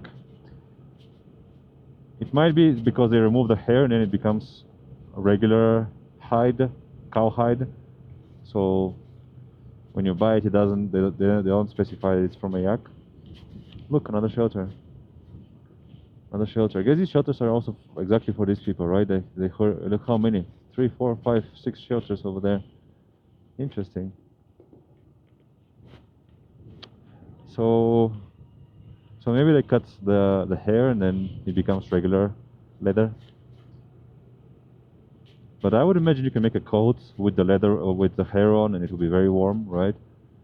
That's the whole adaptation that they developed for this climate. I haven't seen that. I haven't seen a coat with long hair which is visibly made out of yak, black and white and these colors. Even in Tibetan communities. Hey, wait a second. Maybe these traditional clothes that I see people dressing up and going around in the old towns, some of them have fur on them. Wait, maybe this is the yak fur. Okay, maybe this is it. I don't know. I'll pay attention now. In the next few communities I see next few times, I'll pay attention to that. Let's see. Let's find out. I will be curious to confirm that. By the way, you see here now you have dense forest on both sides of the mountain, and I was about to say how it protects the road from from stone falls, and here you have some more. But I think in general it protects the soil, right? So the soil overall is much more stable, and therefore the road is likely cleaner here than up when there's no trees. Of course, you have sections like this where it's not about the soil, it's just the way that the road is cut. So it's quite steep and you have some rocks falling. But overall, I expect the road to be quite clean from now on, so we can just go in peace and enjoy the ride. Look at this. This looks quite special, no? Huh. Reminded me a bit of a Hobbit village. Seeing somehow seeing this tiled earth and the hills and a few small houselets here and there. That was beautiful. Oh, there's the snow. I'm happy we left it behind. I've seen enough snow already. I suspect that there will be more ahead, so yeah.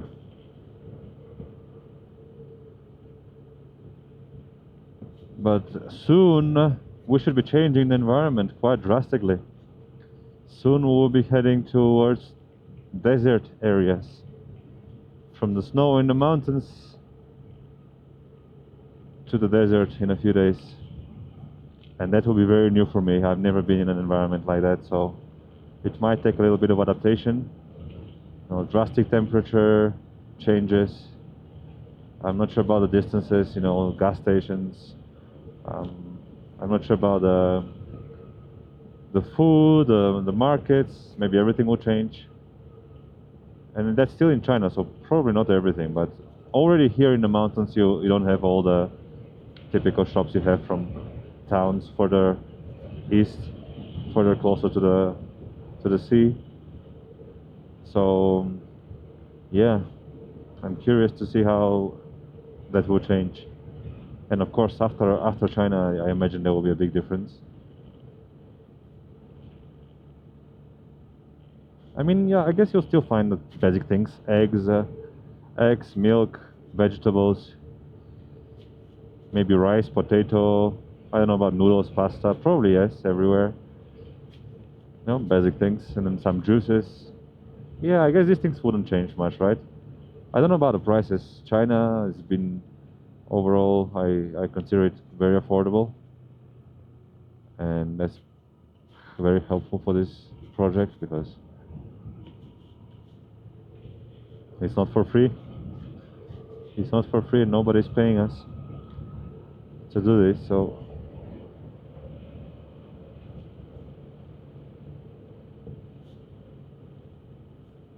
I'm a little worried about the border crossing. You know, I've never done this before, and I just want first.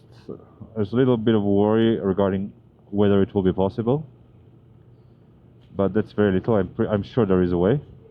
I am 99% sure there is. That should be no problem. You know, finding a way. But the one thing I'm more worried about is what costs, how much that would cost me. You know, I do not want to pay hundreds of euros for a piece of paper, or waste many days. So that's something I'm worried about. I kind of want to be able to do it as much as possible myself, maybe with the help of a friend. If it's about filling up some paperwork, some document, you just, you know, I can fill it up, no problem. I can ask a friend to help.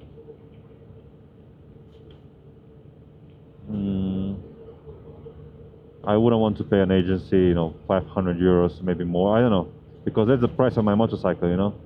So it would be very, yeah, I would prefer to be able to save that. That's basically almost 1 month of travel. It's more than 1 month of gas. It's basically 1 month of gas and accommodation. Oh, look at that. Depends on how much it will cost, but so it's something I will need to soon start to figure out. And I will be. Oh, there's more snow here. I thought it was gone. There's a little more leftovers. Oh, that's a beautiful environment here. It reminds me a bit of home. This very much looks like San Rafael near Madrid in Spain. There's a mountain there on the other side of the border, basically on the border between Madrid and Castilla y León. There's a town, San Rafael, El Espinar, couple towns there, and they have this beautiful mountain. It's very much like this. It's pines, it's green. There's some roads that go into the forest, and this reminds me of that. Wow, look at those houses over there. That looks fancy. With a terrace, with lots of glasses. That looks very fancy. I wonder how much it costs. Probably not that much, probably 20-30 euros. Oh, some tents as well. Oh, where are we? Where are we? This is a fancy place. Look. Picnic areas. That's a fancy place, but unfortunately no people because the road is closed. You see the impact of the road? Hey, let's go up there. Let's explore a little bit. There's the impact of the road. You close the road and it hurts everything. There is somebody there, but I guess it's somebody from here, from the village. Some horses up there. Alright, let's explore this village. I think it's very worthy of exploration, especially in a day like this. Okay, which way do we go? Up? Let's go up. We can always go down.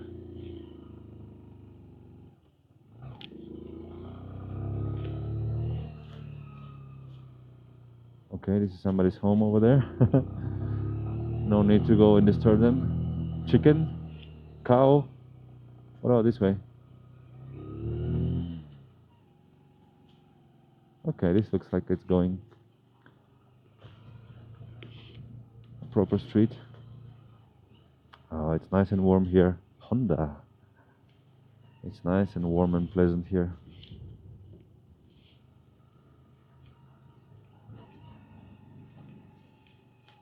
Okay. This is not a great sign. Is there a way down from here? This is a step. I couldn't go this way. Is there a way down from here? Or are we about to join the yaks? Yeah, this looks like a yak environment, not a me environment. Gotta turn around.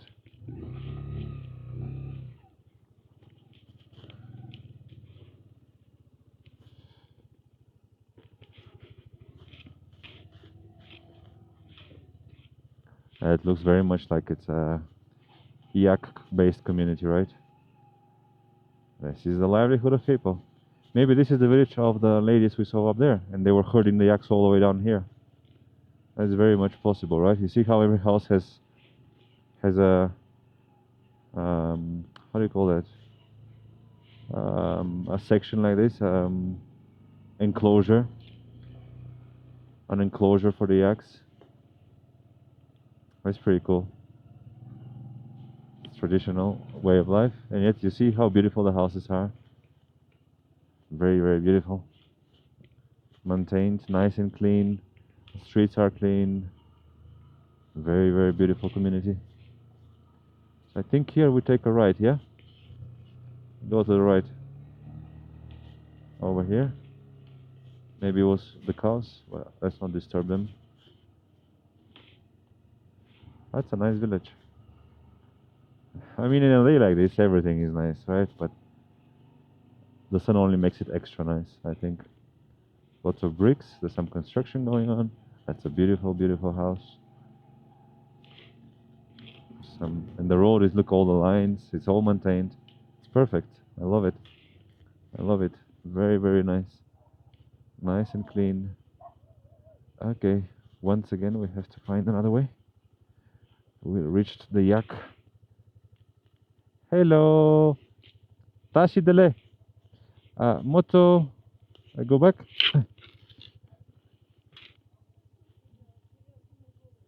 Opa. Okay. Timudong, what she why guren? Okay, okay, yeah. I think we go this way. Bye bye. Tashi dele. Tashi dele.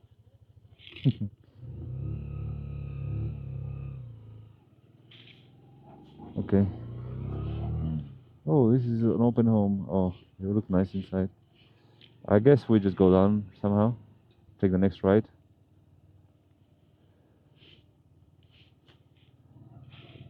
Yeah, it's all yaks. You see how many spaces? Can people recognize which yaks are theirs? Maybe you put some colors on the necks, and that's how you recognize them. I'm surprised I couldn't drive through the village. I don't think there is a way. I don't think. I think the cows' road is not it either. So this looks like a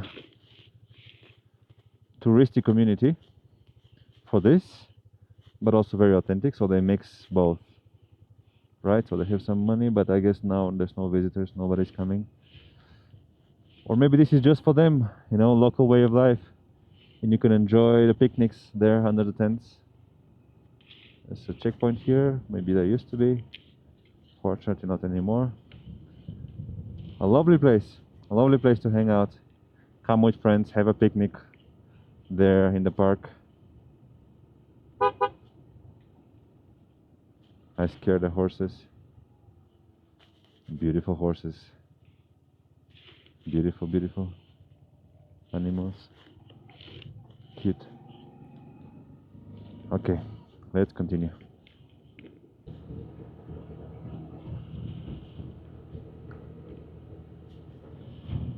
That's the way of life for elderly people here.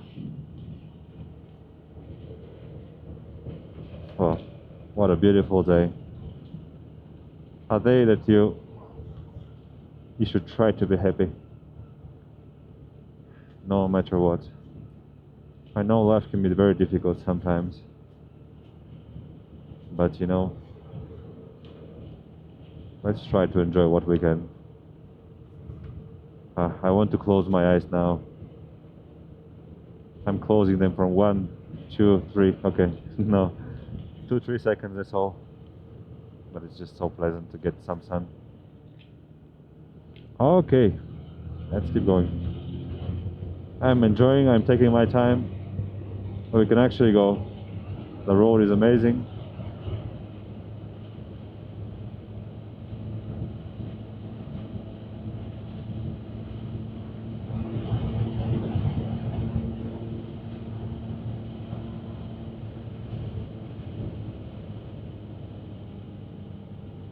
Okay, yeah, you got some rocks here and there, so gotta be careful about those.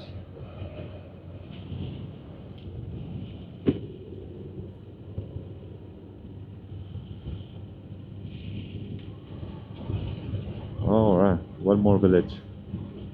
These are proper villages. I think in case of an emergency I could easily stay somewhere here. I think people don't care much. Here I can ask, you know, can I put my tent in somebody's backyard and they will be okay.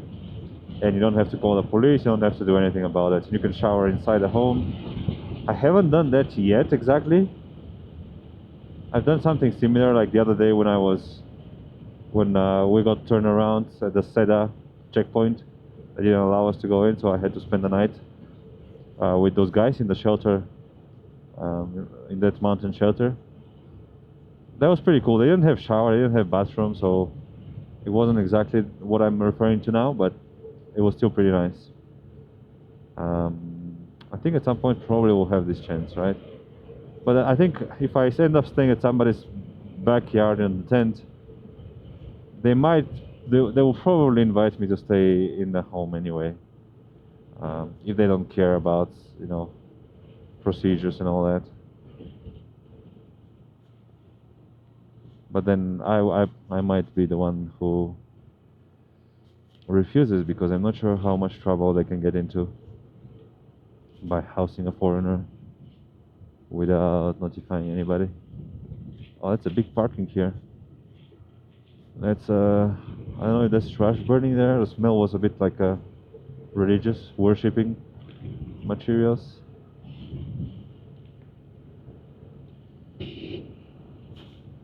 Anyway, we're descending down the valley. It's a long descent. The weather is getting better and better now. And it's 5 o'clock, so I have about an hour and a half, 2 hours that I could continue riding. And yet I'm almost reaching somewhere. So I need to check on the map to see where I would like to stay tonight. Tomorrow I have a plan. Tomorrow the plan is to follow a route that a friend gave me. One of the guys I met on the mountain the other day. You can check the video. There was a few guys from Shanghai. They were traveling. No, a few guys from Chongqing. They were traveling by car, and I met them on top of the mountain. There was a lot of snow there, lots of snow. And one of them apparently has been working before as a guide, and he knows a lot about the roads. So he gave me some tips, he gave me some locations, and there is one section that is not far from where I am. So basically I'm going to go that way to see how it is, to test it out. If the road proves nice, maybe we can talk more with him about, you know, later on. He was very happy to help me out. I think he enjoyed that as well. So I think he's made some videos as well. So anyway, he likes, you know, seeing a foreigner and being helpful. So maybe we can do a bit more of that. We'll see. That's the plan for tomorrow. So now I'm trying to get I'm trying to get as close as I can to that point, the route for tomorrow. So let's see. That's a nice descent. It's very enjoyable right now. Still gotta be careful about the rocks. Yeah, there's some small ones here and there. And when you go fast, your maneuverability decreases significantly. You can do short, sharp, small maneuvers, but they're dangerous. They're a little dangerous, you know. And my motorcycle is not that well tested when it comes to that. I worry about doing sharp turns, you know, because it's a cheap motorcycle after all. So I gotta be careful. The materials are not the best. There's no other way around it. Hello. That's why it's so cheap, right? So they must cut the cost somewhere. Okay, but we're back in the Tibetan communities. I really love that. Oh, that's a beautiful horse. Long tail. Beautiful horse. And look at this. What is this community? This looks like a very special community. All orange, all beautifully adorned. Look how beautiful these villages are. Like, they're perfect, right? All the paintings, all the infrastructure, everything is perfect. That's a remote, random village in China. Small village, even. Not even a big one. Where do they have the money to do all that? Is it just their priorities? Maybe it is. Maybe that's how it is. It's an example for life. Maybe they're all just doing it with their own means. And you can do that if you want, you know. It's just the communal spirit. Maybe every small village in other countries could also be as beautiful as this, you know. If every person maintained their house and painted it and cared about it. But of course the road is amazing, so there is money invested in this. I don't think these are poor communities. Doesn't look like a poor environment. I think people here are, maybe all these yaks, they make them wealthy, relatively wealthy, and they can afford all this. There's some agriculture down there, proper agriculture, you know, the field is well worked. Yeah, I don't think these are poor communities. I think they're having quite a good life here. Farmers, agricultural activities, but they seem to be well off. And the quality of the road is superb. And these roads, China is truly extraordinary. This is a tertiary road in China. This is not a national road. This is not a highway. This is not an expressway. You know, the paid tollway. No, this is just a provincial road between villages. And look how it is. So much better than in my own country. At least last I remember. Hopefully maybe I'm wrong and it's much better now in Bulgaria, but I should say maybe mother country, because it's not my home anymore. Not at this point in time. 2 kilometers. Where are we? What is this town over there? I think I need to continue.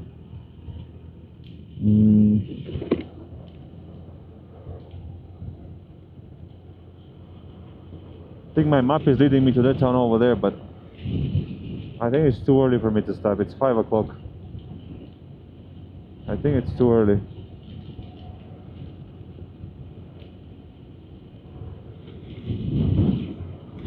It's a small community. I don't need to stay there, I think. I can just keep on going.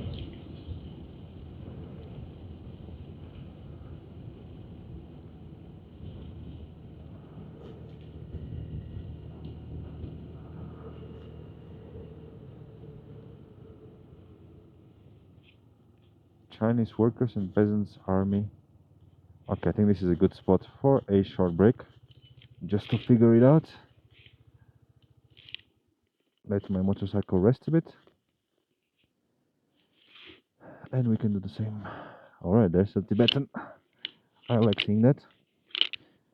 A bit of a beautiful Tibetan inscription also there on the monument. Not on the sign. Okay.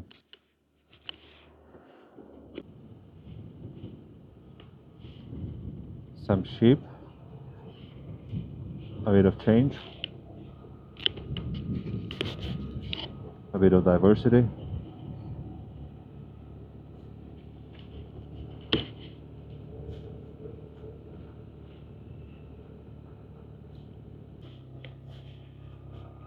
Let's do a bit of exploration.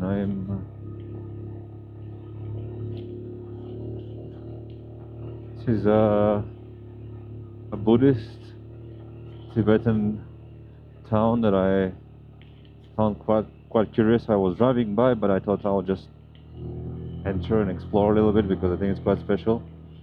I think there's a monastic part over here to the left.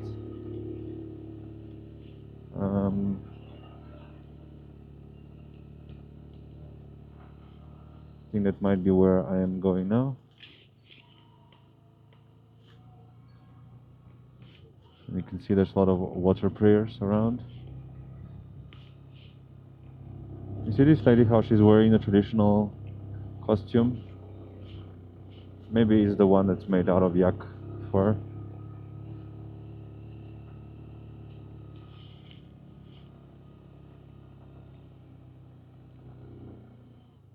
Let me just take a look. And it's all the way up the mountain. It's a walk, a path. It's pretty nice. And then lots of houses. You can see the Tibetan influence. Oh, there's some people over there on the other side. Of course. Hang out. And I'm curious what this is.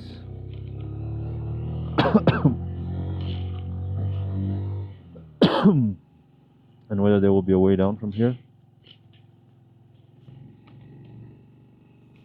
You see, this looks like a monastery, a monastic environment. Very beautiful.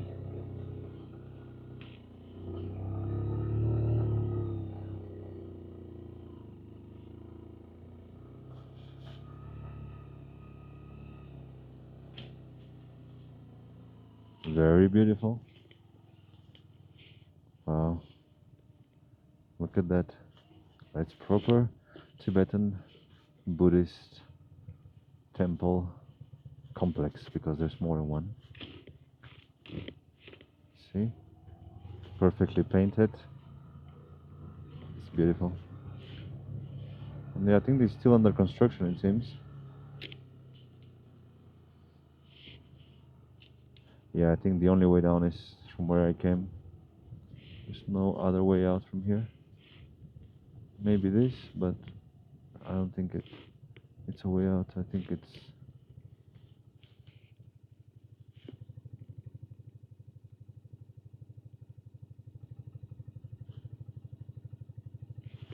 I don't think it goes out right. We are a little higher up from the road, so yeah, I gotta go down. The big flag is beautiful. Yeah, we are high, so I have to go down the road. Oh, and there's the monk. There's the local inhabitant. Let's say hi. Hello, Tashi dele.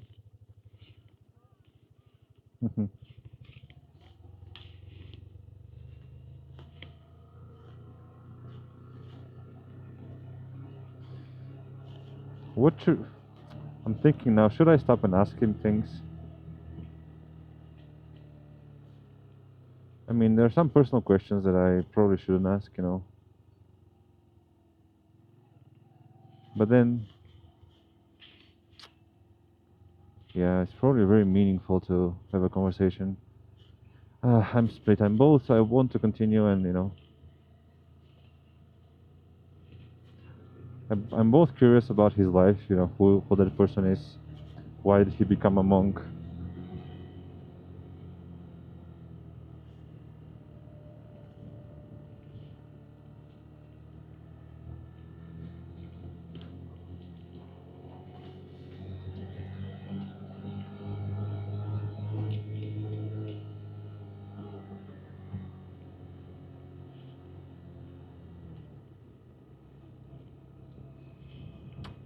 Well,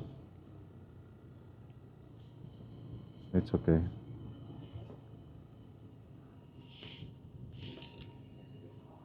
It's okay. Yeah, I have a small regret of not stopping and talking with him. It was a perfect chance to have a conversation without bothering him.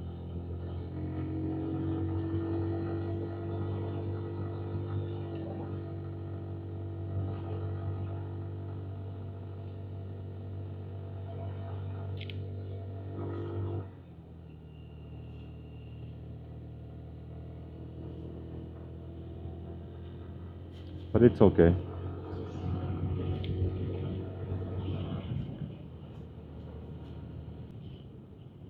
I saw something on the other side down there in the valley.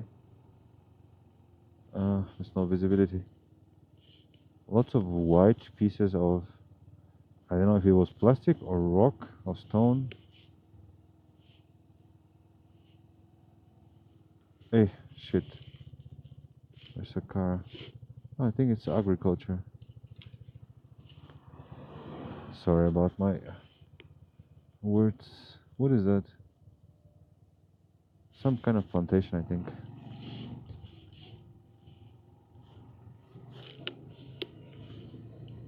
Here we continue down. We don't cross.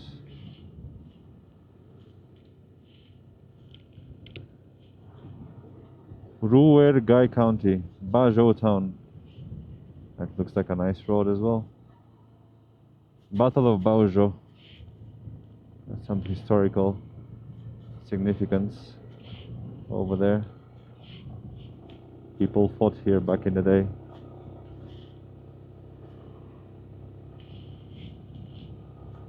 I asked a friend the other day what he thinks China would look like today if the Communist Party did not win the civil war.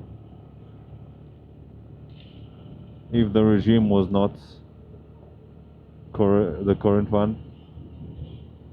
one party state. It was an interesting conversation. It's all speculation, right? So no, there's no way of knowing whether an alternative system might have produced better results or worse. We spoke a bit about Taiwan. This is a helicopter pad. Wow. Why is there a helicopter pad here? Why would a helicopter... Is this maybe for mountain rescue or something like that? Or to get water from the river for wildfires? Maybe like that, right? I don't think it's a VIP related. By the way, we spoke about Taiwan, for instance, right? Taiwan is a functioning, prospering democracy, and there are Chinese people there. They have achieved a lot with a different way of life. China here has achieved a lot under China's Communist Party rule. And the question is, if the Taiwanese system had developed in mainland China, what would be the state of life in China now? What would the average Chinese person be like? How different would it be? Would they be? Man, just Some people like this. I think this is too close. I will go in the middle of the road. I really don't want to give them way like I've been doing. Sometimes they abuse that. Oh, goats. Oh, tiny goat. Tiny, tiny goat. Cute goat. Not anymore.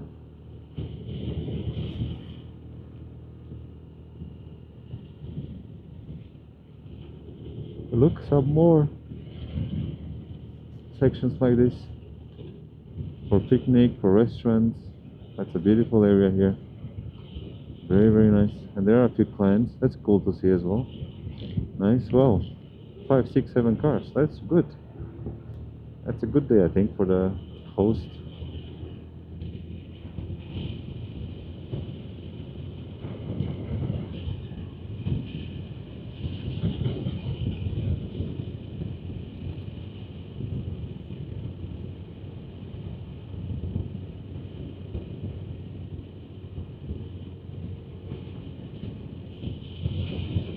The river is flowing opposite of the direction I'm going. That's also interesting to see. Where is this river going? Going south. Opa. It's very interesting how rivers recognize no borders, right? So this river could very much be going into India, into... Thing is, if a river is important, but then again, there's a whole body of international law that applies to questions like this about the management of water bodies. You cannot stop, you cannot completely appropriate a river that has existed for a long time. You can have a river that comes out of China and flows into India, and you cannot build a dam that stops basically all the water and completely regulates it, and it's really at the whims of the country that dominates, that controls the upstream of the river. Like the Danube in Europe. The Danube crosses so many countries all the way to Bulgaria, and no single country has control over it, because imagine the consequences, right? All the countries downstream, they will be affected by the actions of that one. And you have these questions also in Africa, Ethiopia, Sudan, Egypt, about the Nile, the Blue Nile. And I know you have some disputes as well when it comes to China's management of river systems, those that flow into other countries, like the Mekong River that goes into Vietnam. We saw it in Ruili. Oh, that's a... Can I go there with a motorcycle? Oh, very nice, by the river. Ruili, near Myanmar, on the border with Myanmar. I think it was there, right? We saw the Mekong River. It goes into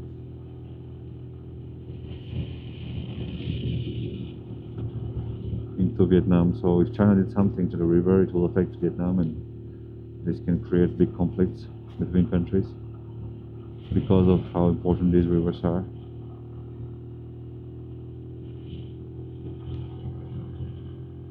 So I don't know to what extent you can modify. Like, this is a small river, right? But what if it goes into India? But it's not a big one. So can you actually completely block the passage and redirect it somewhere else? Redirect it somewhere else and maybe build a dam or flow into another river just so we can strengthen its current. I don't know. Actually, I'm like, yeah, of course I'm not an expert on this at all, and I don't know the answer. What does international law says about this?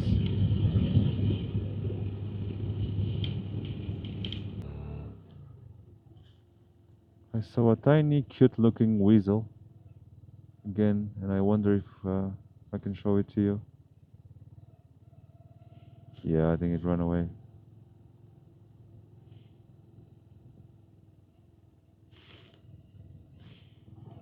very cute animal. It ran across the road.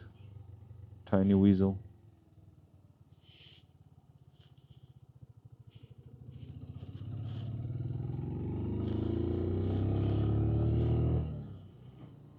Over here somewhere. It's hidden now.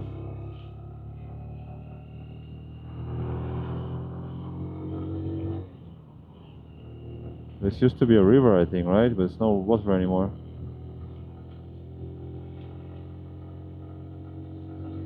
Oh, it's so nice that the days are getting longer. This is the perfect period for traveling, because now it's intermittent. It's cold, but it's sunny, and the days is long enough, and it's perfect. I do fear a little bit how this journey will be during summer. You know, when it becomes very hot, and where that will take me, where I will be. I do worry a little bit about that as well. I don't know what happened with my map.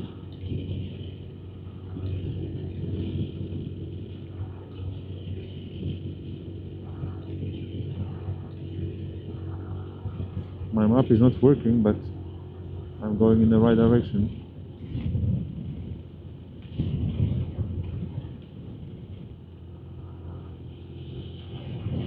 No English. Okay, now it's okay. Oh, it seems like the sun is going to be leaving us soon. 6 o'clock though. It's too early for that.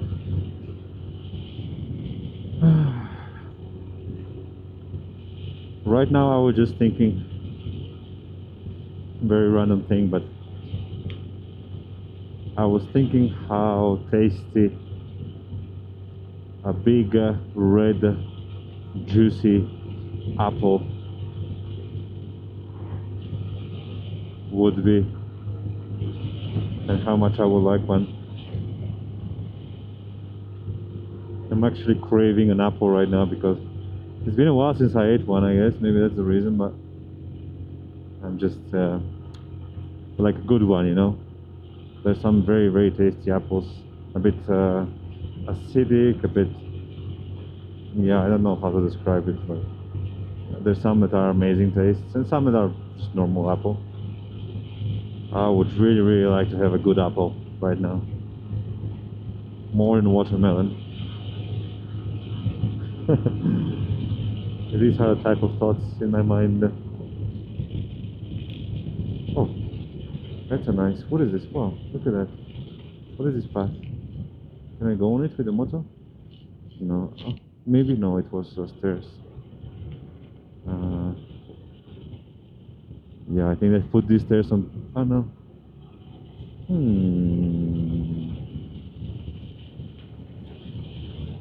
I actually think I could have went down. I think it was stairs, but they were very shallow, so kind of just can go down. Question is, how do you get up afterwards? Maybe there is no way up. This is CCP flag. So you have the star, but also the Communist Party. That's a bit of a... as we say, no, I don't mean to offend, but that's what I would call propaganda. And it doesn't matter which country I'm in, you know. This is how you build a nationhood, you know, sense of patriotism, but it's also... it's what propaganda is as well, by definition. What was that? A closed complex over there? That's what propaganda is as well. You propagate your ideology so it becomes implanted in the minds of your subjects in a way that they become docile,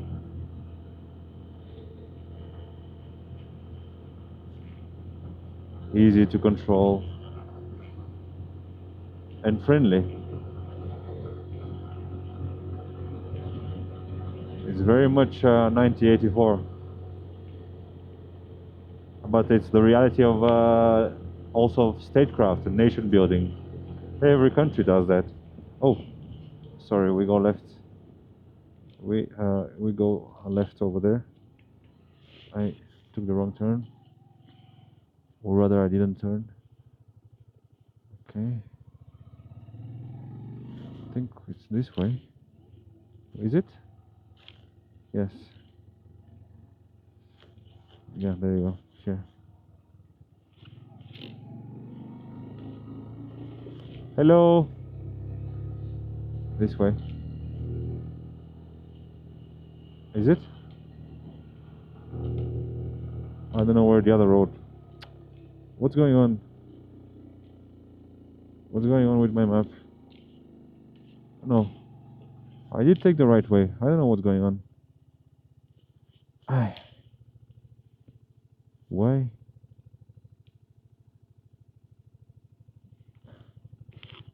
That's a little bit confusing right now. This is where you need a compass. Okay, this is going south. This is not going where? This is going to Yangi. No. Okay.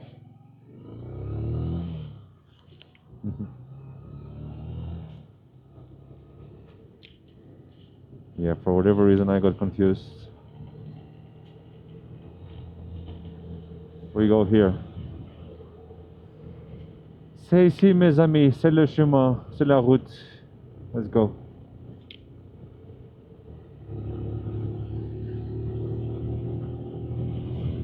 Okay.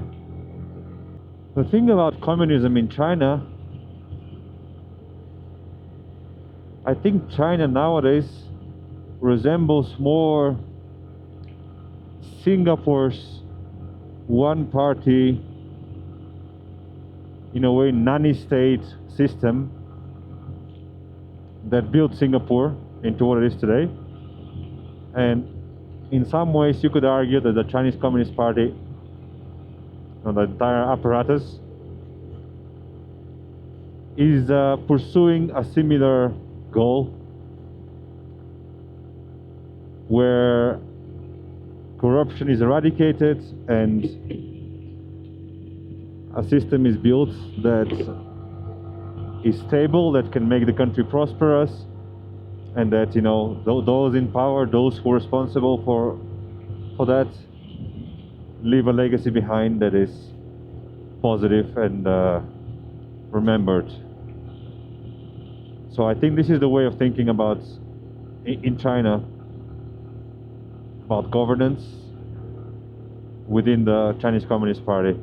So there's a big difference between other communist regimes where corruption was rampant, and I mean there's still corruption now, but I think it's a big thing at the moment in the current leadership in China, corruption to be eradicated. At least that's what I've heard, that's what I've read, but I don't know in practice, in reality. So I think, and what I mean to say is that by saying that, there's also little communism in this system. You know, these values about rural life and, you know, wealth redistribution and equality, there's very little of that. You have the rural environment, rural life, but that's not because the Communist Party is,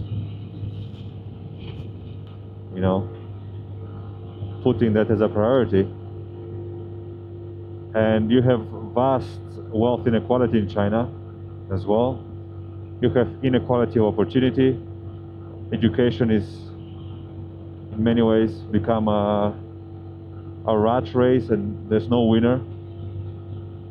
Those who are rich and powerful remain rich and powerful, and they get the best opportunities in life: education, work, fame, everything.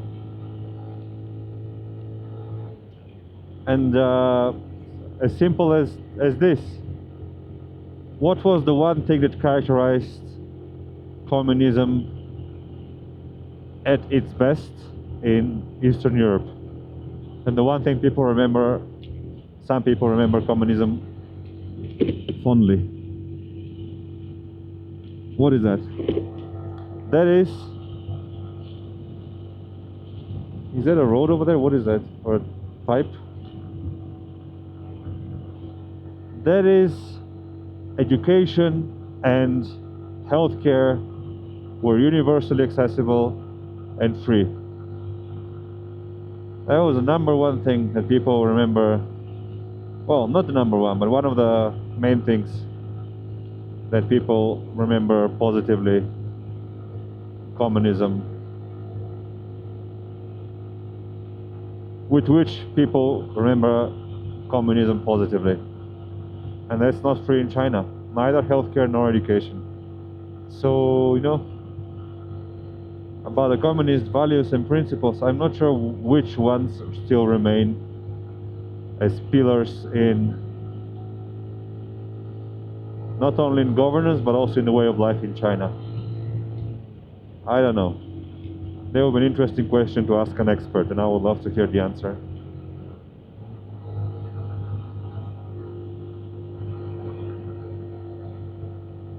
Which tenets of communism remain as a fundamental part in structuring the way of life in China? That's an open question. Please let me know what you think, if you have some knowledge on the matter. Okay.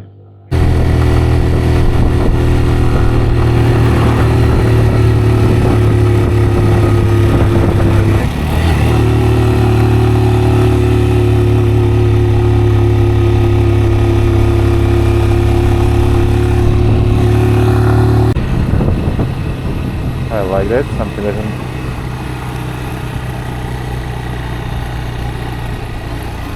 Some Tibetan inscriptions. That's authentic. So it's a big town.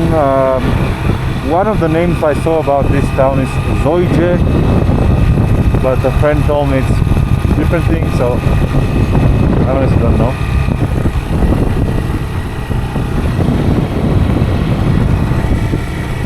Hopefully now we'll be able to check in.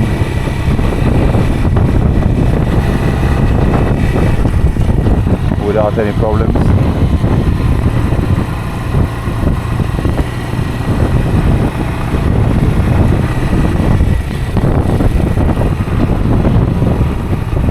It's a big town. That's one of the signs that I always mention. If you have these electric bikes, it means it's a proper town. It's a big town. It's a city. Maybe you can call it a city. Probably a mall. Probably a mall and everything else. Banks and yeah, everything you need. The local big town. Local city. Regional city. I don't know, yeah, I don't know. The main city of the area, the main county.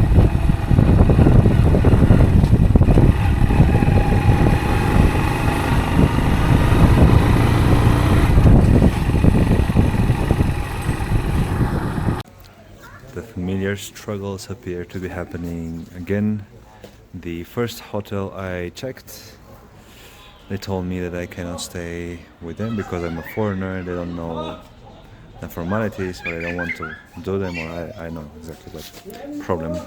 This is the second one. This lady, I think, also has no idea, but they're trying to figure it out. She called her boss and trying to check if I can stay with them. So that's what I'm at the moment. It's helpful that this guy speaks English. We spoke a bit with him. He's going to park his car here now. So he helped me out a bit with the communication. Hopefully this will work out. Hopefully the room will be nice. Hopefully the internet will be nice. And I will be able to move in, check in shortly and go get some food. That's what I'm looking forward to the most right now. You can see a bit of a blue sky there. And this mass of cloud is also a little worrisome. So hopefully it will start raining tonight, and by tomorrow it will disperse so that we can have a nice ride tomorrow through that route that my friend recommended. I look forward to that as well. But for now, priority number one is to is to check in. This guy is checking my motorcycle. He's curious. He's curious. Okay, so the result of the efforts is that we have to go to the police now. So the police wants to see me face in face. So let's see how that goes. In the end, everything worked out. I didn't even have to go to the police. I checked in, I had some dinner. This is my room now. And I'm processing the video at the moment. In the meantime, this is what I'm spending my evening with.